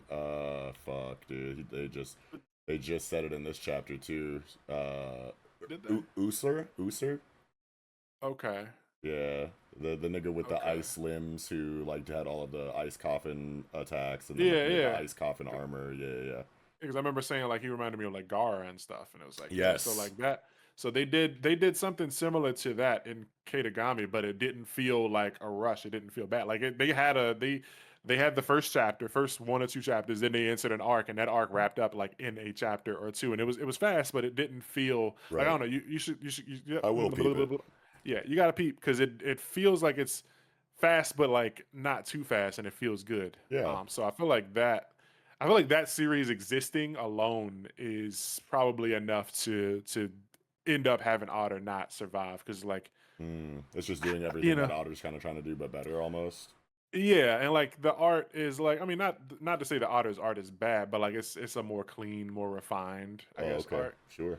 Yeah, I can't wait But to check like I that out do then. I think Otter is fine though. Like I think like the pacing isn't anything too like terrible to be honest. Like yeah, it could be better. I guess I agree, but I don't know. After binging like pretty much the entire series at once from like chapter 3 to 12, like I yeah. don't know, it's got like good creative conflict resolution. We're traveling, we're going from location to location. I like the characters that are being introduced, and I like the way that the characters are written, and you know, their role in the story and how they tie into like the certain like lore and like world building information that we get. I think everything is kind of like operating like pretty well right now, storytelling wise. Like, I definitely want it to stick around because yeah, I like what it can do, and I like the characters, and I like the world. You know what we have seen of it, and I mean this chapter does introduce more to the story. We know that like the fucking Ice Kingdom is trying to go around and fucking put down all the other spirits around the world, and we got these cool character designs. Like this was her name, Colario. yeah, yeah. She's cool. I like the diversity inside of the antagonist so far. Like we just got this like Blade Horn guy that's like, you know, a part of the evil like Ice Kingdom faction, but he doesn't have like the same like ideology and like outlook as like other members of the faction. You know what I mean? Like he's like a Yeah, warrior through and through, has like an honor based outlook. Like, you know, he genuinely wanted to see like what Otter could do and see like if he had the warrior spirit. He acknowledged him and respected him, you know, throughout the fight. The fight was very well done, choreography wise and like ability wise. Like I think it's tight how he started off just fighting with regular swords, and then Otter kind of like, you know, cleared that obstacle, and then he pulled out his really good sword, and like, you know, it upped the tension a lot from moment to moment. Going, you know, Otter was able to kind of hang, and then he wasn't, and then they kind of, and then the dude took old girl hostage and like threatened to like chop her fingers off, and that like reinvigorated you know, Otter to pull out some tighter shit for him, you know, to kind of go back to, you know, a relative like level combat wise with the Blade Horn. And it was just like a really good back and forth, and then he gets defeated and he's like, all right, take my life, send me to Valhalla, like you got this, bro. And then now this other member of his faction pulls up and just has a completely different outlook. It's like, why are you doing the honor thing? Like, you're an idiot. Like, I don't even know why you were trying to freeze the Iron Spirit because you thought it could be useful. We need to just kill this thing right now. Like, I like when there is kind of a difference in outlook from antagonist to antagonist in the same faction. It just makes it feel a lot yeah, more believable. They're not just all like mindless fucking zealots that all feel and think the same way, you know, and are just like always going to, you know, to have this expected behavior for the sake of their like greater goal or whatever. I just like when there's a little bit more conflict character wise in antagonist groups. So I feel like that was well done too. yeah. Yeah, And then I mean, having Sixten show up. I mean, this dude's a beast, so this is cool. yeah. He showed up and 6'10", yeah. showed out. Like he fucking punched this chick down into the fucking ice earth or whatever, just smashed on her. So ready to see what he's about. And hopefully this series doesn't get axed because I would like it to keep going and to show us more. But I don't know. I would have to reread it to really give my full like thoughts on it because it's been the thoughts have been kind of sparse. We haven't talked about it, and like I read it and I haven't talked about it like in group chats or anything. I just read it and was like just moving on basically every Sunday. While we haven't reviewed it, but yeah, I like the character designs and I like what could be there. But I mean, I've said it before. Potential doesn't really mean anything if you don't fucking capitalize on the shit. We talked about it before Right. on the show. So I don't know. If it survives, great. But this is one of those chapters where it could, they're adding more to the world and giving people something to look forward to, I guess. Yeah. So cool monster designs, cool. This chick's cool, Calario, and we're about to see what 16 can do. But hopefully that isn't It like, looks like he just fucking one shot her ass, bro. yeah, he punched her down into the earth. What are you doing to my pupil? But like, Yeah, it can't be it's over. She's gotta yeah, show something else before getting. But I feel like 6'10" got it. yeah, for sure. He's definitely But he he's might about to like pack. beat her and then get like secretly murdered on some like, oh, she wasn't actually dead shit, and then she like sneak attacks him and like murders him and then escapes type shit. That Yeah, would be or like crazy. she did this move to what was her name, like Epicurio or whatever her name is, Etupurco is Soul Curse, Dark Standard. So maybe like she curses Sixten and like he wins the fight, but like he's cursed and like his strength and shit is like slowly going away and he's dying. She gives him like fucking ice AIDS or something, like he Hmm. slowly starts dying to some curse or whatever. I can see that, and that being a way of like getting him and removing the hero from the story. So now like stakes are a lot higher. But I mean, we didn't know Sixten was gonna come here. Nobody knew. Fucking, they said their calculations. our calculations said our diversion would keep you busy for 10 days, but it only lasted for 3. So yeah, nobody knew he was gonna Yeah, and I show up. like how they brought up that diversion like earlier too, like in a chapter or two previous to this, Yeah, to like let us know like, oh, they really thought this shit through. Like these are some niggas with a plan. But then yeah, 610 was just like so cold that he handled it in way less time than they thought and got there anyway. That just like helps for hype. It just feels better. yeah, yeah. Can't wait to see what his actual like fighting style is like if we get to see that. Hopefully he Oh yeah. doesn't like just one shot and be like, all right, let's go to the next village. We need. I think the thing for me was just that like we haven't spent enough time in these places. Like I want to get somewhere, meet the people, learn about the issue that they're having, meet the bad guy. You know, some back and forth, some tug and pull, sort of like the recent arc in Ichi or whatever. But like we kind of got here, and like everything just got fast forwarded. It felt like it was just quick. So I'm Yeah. hoping that we get a longer arc. I mean, we're only 12 chapters in, but like I'm hoping for Otter to get an arc that's like 8 chapters or so. Maybe that Oh maybe that yeah. comes up next. But Yeah. We yeah, need I'm the kind of first big arc. yeah needed to be good because like Red Hood never had a big arc. It had its intro arc and then it went into a training arc and then it ended. Like Otter needs an arc where Otter can do things but like meet people and it not be. He kind of went into this mine, and the warrior dude was just down there. Was like, "All right, time to duel." It's like, Yeah. but like, I never heard of you or anything. Like, I don't know. It just felt weird. I had to reread to really give my thoughts and not sound like a fucking mush brain. But for now, I'm spent. You got anything else? I think I'm good. All right, Otter of the Flame, chapter 12, the Spirit Horn. If you haven't read Katagami, go read that because I think that is really good and will probably end up surviving. I don't know. Now jumping into final manga segment of the night, baby. Kagurabachi, chapter 88, the first step. What are your thoughts, player? Man, Kiri is so good. Kiri is good. What a fucking Very entrance, bro.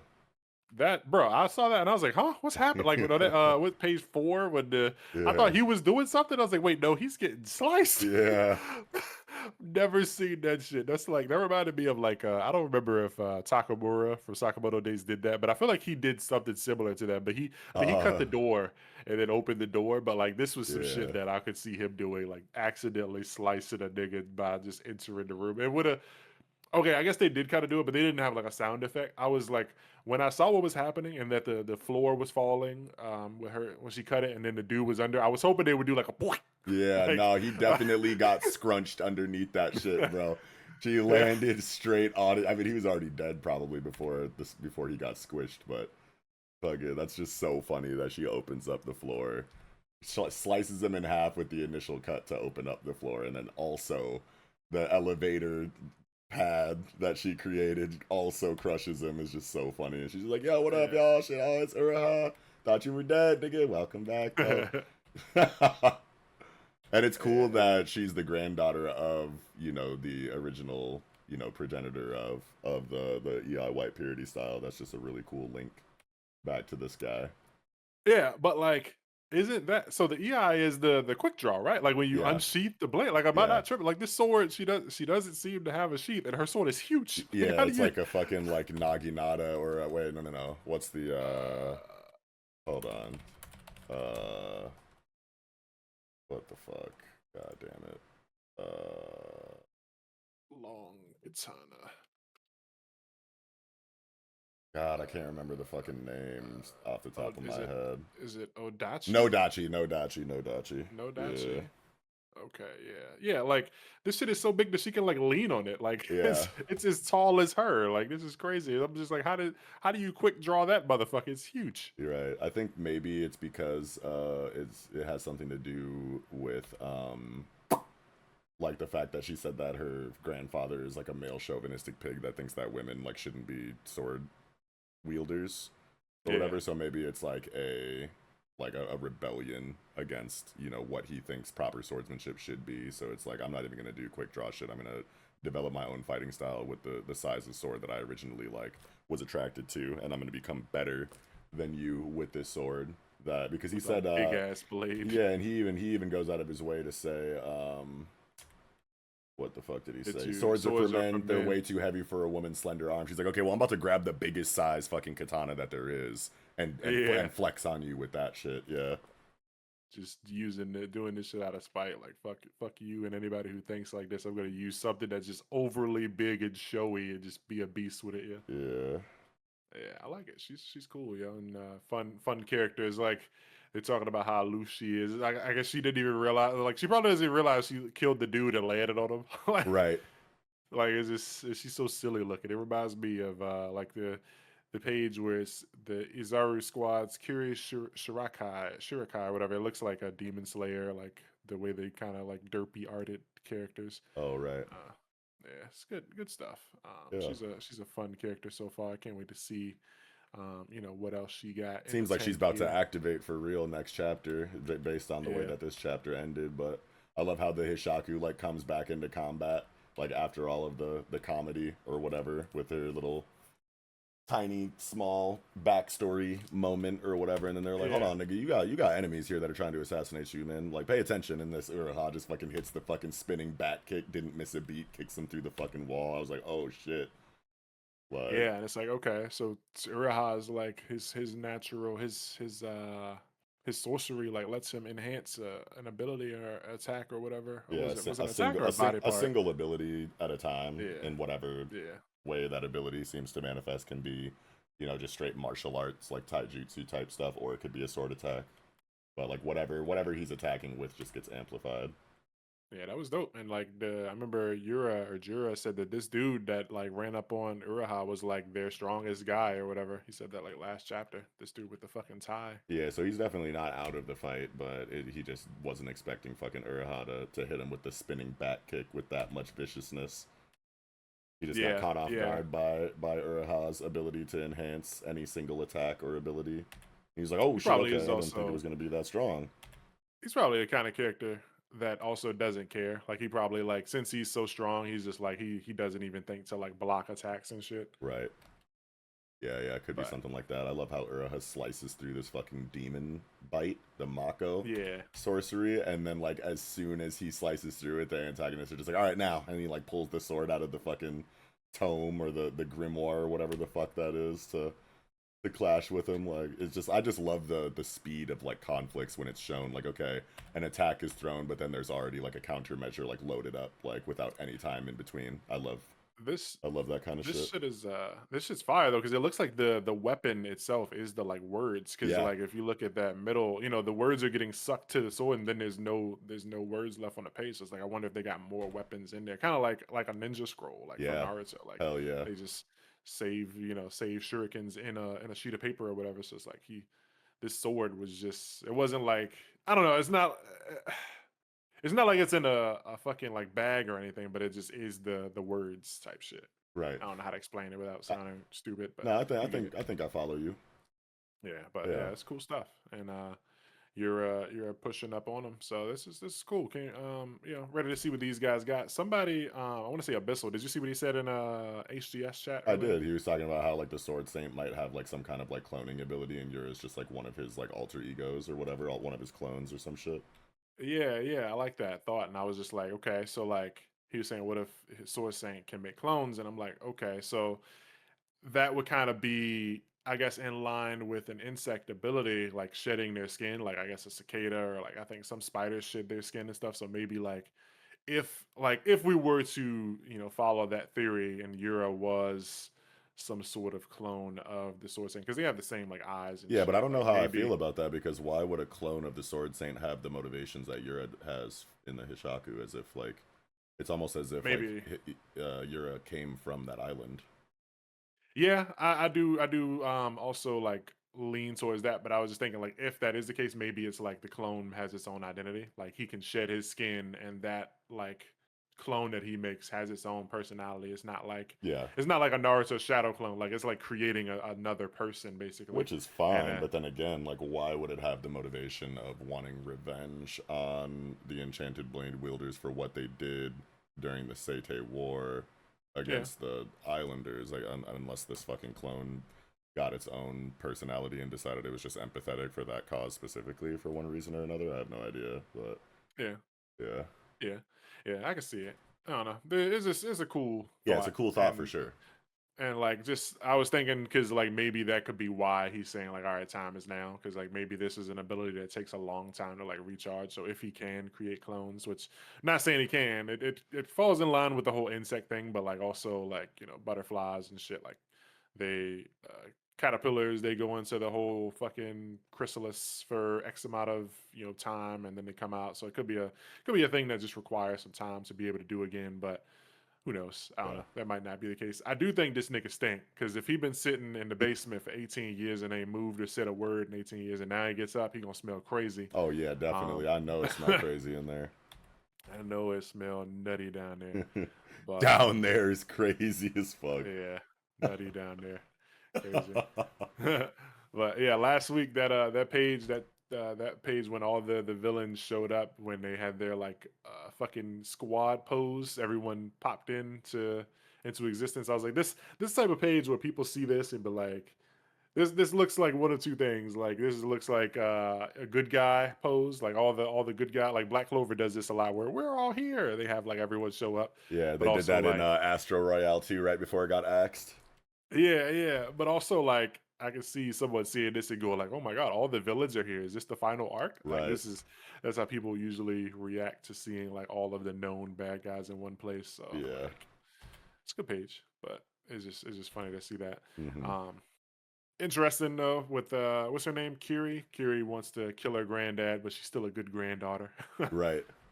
She's got a good relationship with grandpa, and he's out somewhere probably fighting a bear or something. Help the bear. I wonder if he knows that Kiri wants to kill him. Yeah, that'd be cool. Yeah. He probably knows like Yeah.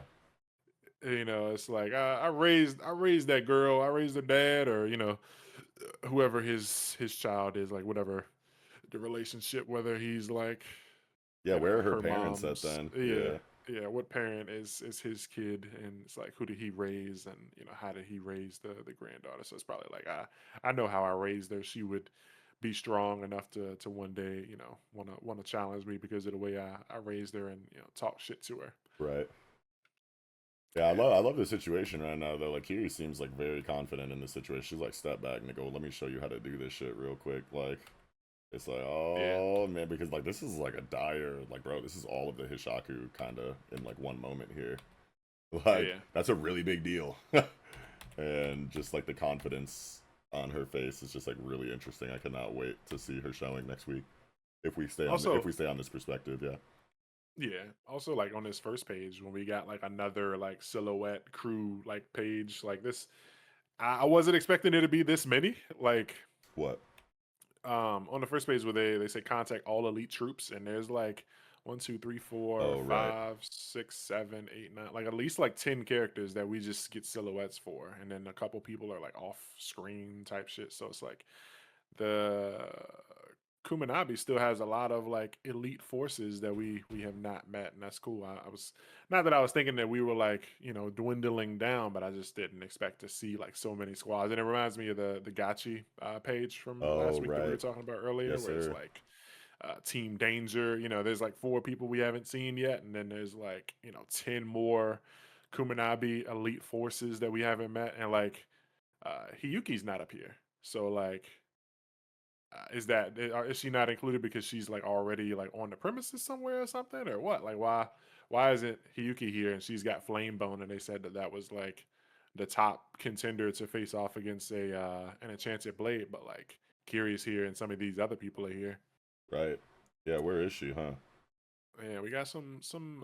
I don't really know how I feel about the silhouettes. None of them really speak out to me. The bottom right one kind of looks like he's got some fucking Snoop Dogg braids or something. But other than that, everyone just kind of looks goobery. I think this one guy on the second panel on the left side looks like Fat Gum or something. But other than Yeah. that, I can't really tell. So just gonna let Hokuzono show me when he show me. Yes sir. But yeah, good chapter. Fucking Uraha asking Hakuri if he can fight, and he's like, "Yes, you sure?" Somewhat. Somebody was like, "Just say you can't fight, bruh." Yeah. And then someone else said, nah, it was Mika, was like, we know he would rather turn his brain into bean paste than say he can't fight. I was like, yo, that's so true.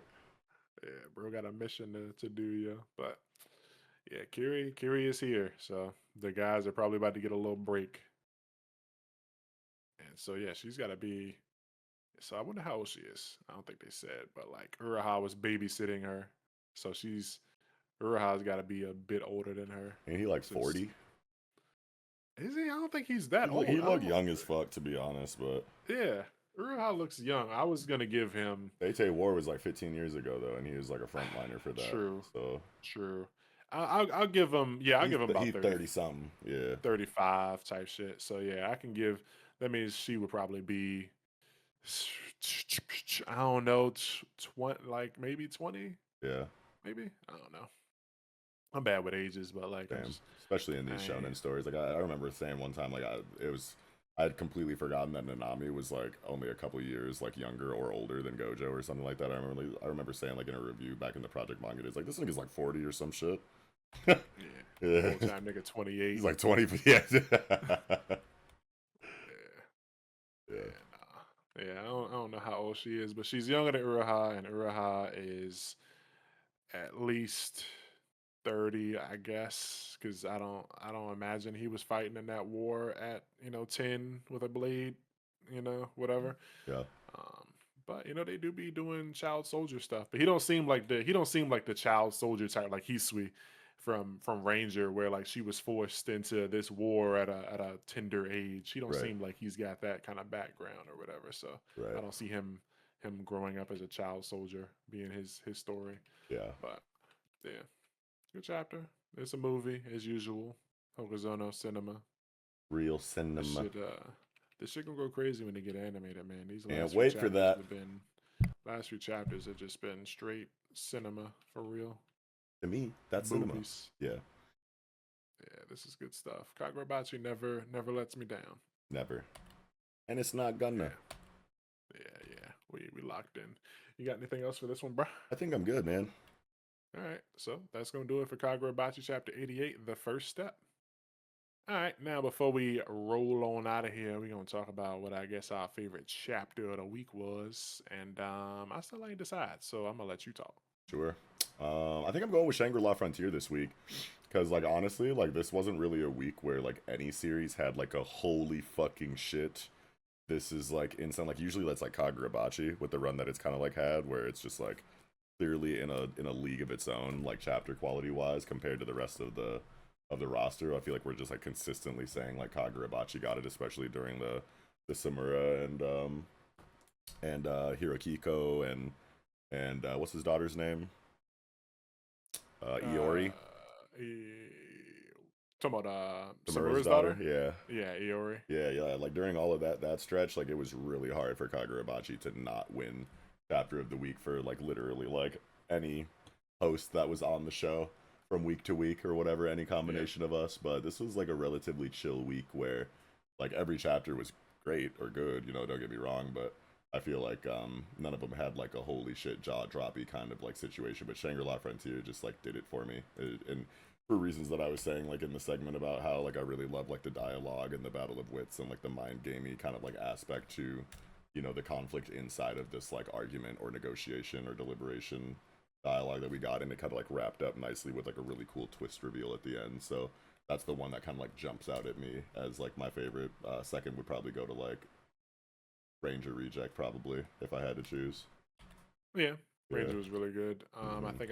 think I'm gonna decide to lean towards Gachi. It was a really good chapter, like Hell yeah. getting the character interactions with August and Rudo, and how he's letting them use all these cool clothes, and it gave Rudo a big power up that no one was expecting, and even the villain uh, didn't see any of this possibly coming. He's like, you wearing trash? He's like, nah, bruh, this is not trash, it's fucking treasure or whatever he said, and it was good. We got to see cool stuff with the twins and their fighting style, and it was a new fight, and you got to see Rudo do something other than like knuckle up and knock someone's teeth out. He outsmarted the opponent, which I don't feel like he normally does. Hell yeah. So yeah, good chapter. I agree.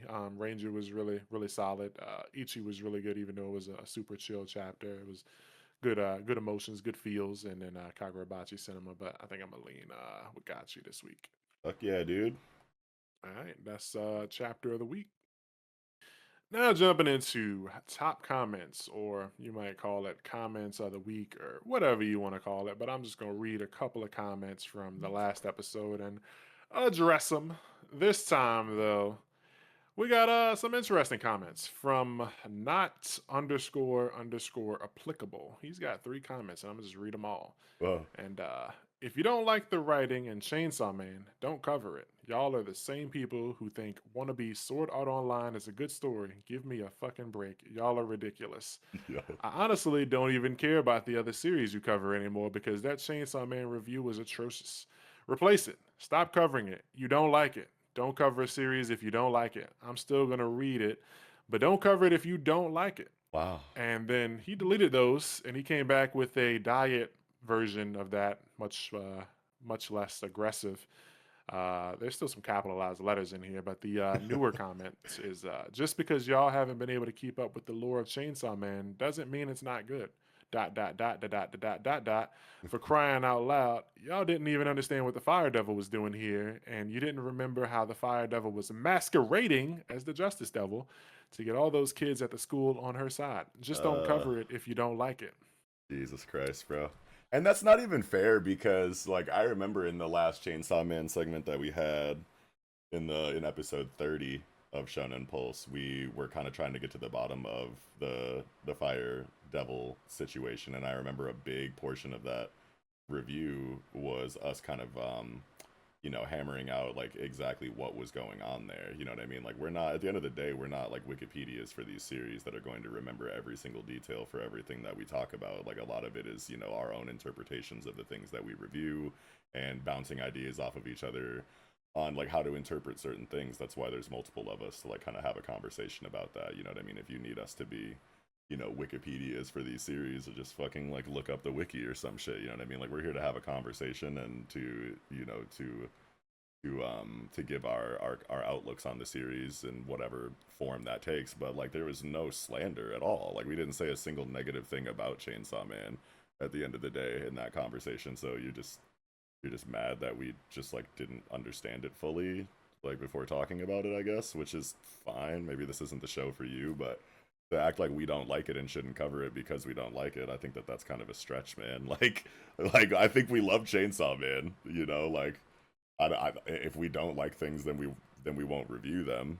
But I don't think we've Yeah. ever like came right out and say like this shit sucks, or I don't like what Fujimoto Tatsuki is doing, or this was like a bad decision. I don't think any of those words have ever come out of our mouth. Like, if we're confused on some of the lore or some of the happenings in the series from review to review, like, I don't know, fucking Chainsaw Man is like a relatively esoteric series in the first place with like its writing and decision making anyway. Like, a lot of people seem to be, kind of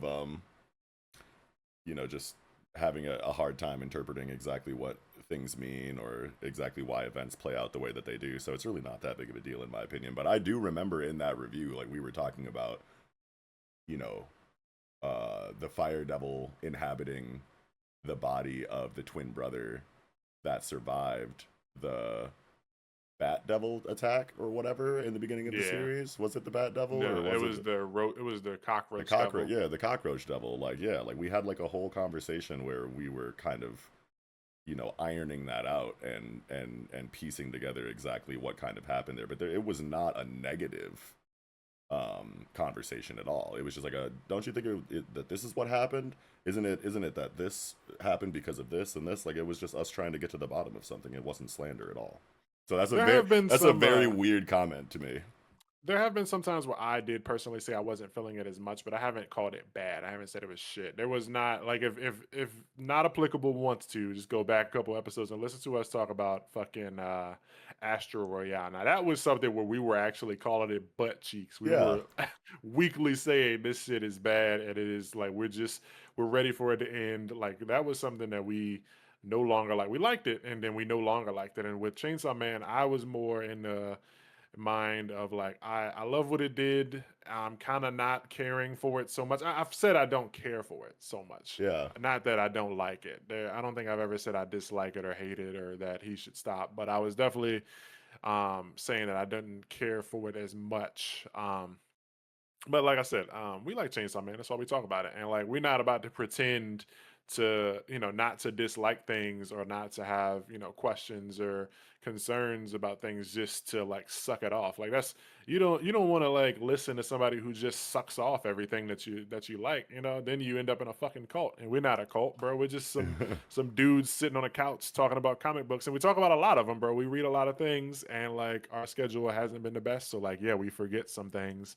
And Chainsaw Man takes breaks sometimes. So it's like if Fujimoto takes a break and then we miss a week or two, like bro, it's been a month since I read Chainsaw Man and fucking thought about it for more than 8 seconds. Like I'm not into forums, I'm not into subreddits, I'm not jumping into Chainsaw Man group chats. Like And I like it. and big discussion spaces for it. Yeah, like we pretty much Yeah. only talk about it in this atmosphere. But like I just Yeah. went back to chapter, yeah, it was chapter 204. The Fire Devil comes out. He says, "I was inside of him this entire time. Do you remember his face?" And it's like the severed head of the kid who was the surviving twin of the Cockroach Devil, who had taken the form of the fake Chainsaw Man after being inhabited by the Fire Devil, um, parading around as the Justice Devil or whatever. It was like his form of justice was a version of Chainsaw Man that didn't suck.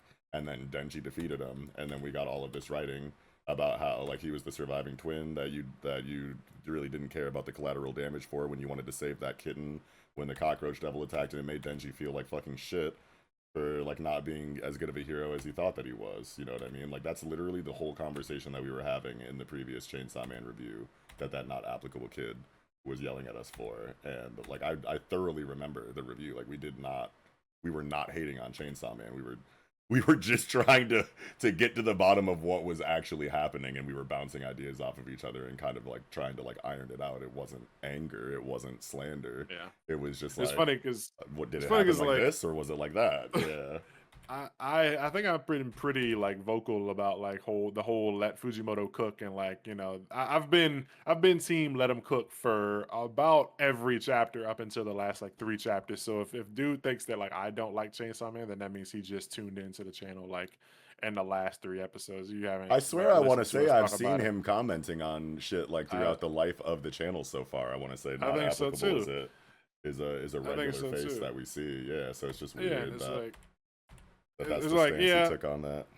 you're not about to like I don't know, some people feel like they get like some good feeling in their chest when they like I guess serve a YouTuber or something, but like you're not doing that, bro. We're not about to stop covering it, bro, because you don't like it. You don't want to listen to Chainsaw Man review, skip it, brother. Right. You don't have to listen to anything else. You said you go the last sentence is I'm still gonna read it, but don't cover it. I'm not telling you to stop reading it, brother. Why would I Yeah, do that? why would we do What do, that? why does anything we're not trying to make you like the series. You Yeah, clearly love it a lot. Like yeah. nothing that we say is gonna make you not read it. So why the hell would you? I guess that's why you deleted the comment. And then Um, Nikki even said like, I don't even care about any of the other manga that you review because I didn't like this one review you did for a specific series, and it's just like, dude, grow up, man. Like yeah, that's so like extra. Like you're kind of being a baby, bro. yeah. It's like It's you don't like anything because we like don't care as much as you do about your favorite thing. Like, bro, yeah, people tell me my favorite thing is shit all the time, and I'm not fucking drop kicking their mamas. Like, just right. relax, bro. Yeah, it's just like a Just very relax. weird thing to have like an existential crisis over, in my opinion, because like the review was not that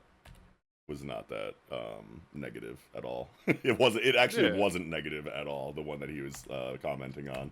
So it's just like yeah. I'm very confused, honestly. And then saying Shangri-La Frontier is a wannabe Sword Art Online. Come on, bro. Yeah, like Come on, bro. that's the Y'all are kind the of shit same people. that's the kind of shit that's gonna get you laughed out of the room. Like you just try to talk shit at this point, and it's just silly because Yeah. it's just like not even a comparison at all. Yeah, come on, brother. Yeah, Whoa. I know you ain't even tried, man. It's You okay. better than this, bro. Don't be that Yeah. guy. Do better. Yeah. I'm patting you on the shoulder, brother. It's okay. Just put the keyboard down, man. But yeah, you know, other than that, you know, not too many comments that I really want to gloss over, other than like none of these manga are even 1% as great as Boruto from Mr. Studio Girl from 2 weeks ago. Yeah, I told some Boruto fan on Twitter to like I said like it's gonna go crazy when you read your second manga, and like a whole bunch of like virgins went crazy. Yeah, they were like, let's go to their That YouTube channel and yell at them.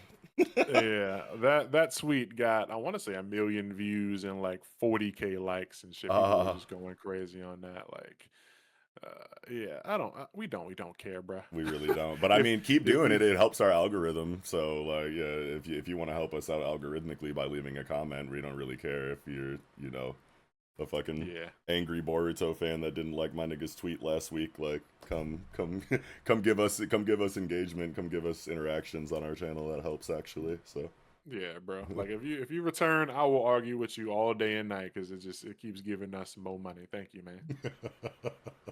So anyway, that's going to do it for the comments. I think that's everything we do. Just outro now. So I'm just going to jump right into that. Thank you for watching. If you watched to the end, if you're not applicable, sorry. We didn't like Chainsaw Man, according to you or whatever, but we're still going to review it, baby girl. It ain't going nowhere. Just like any of these other things. Maybe Otter. I don't know. Otter might get axed, but I'm being hopeful.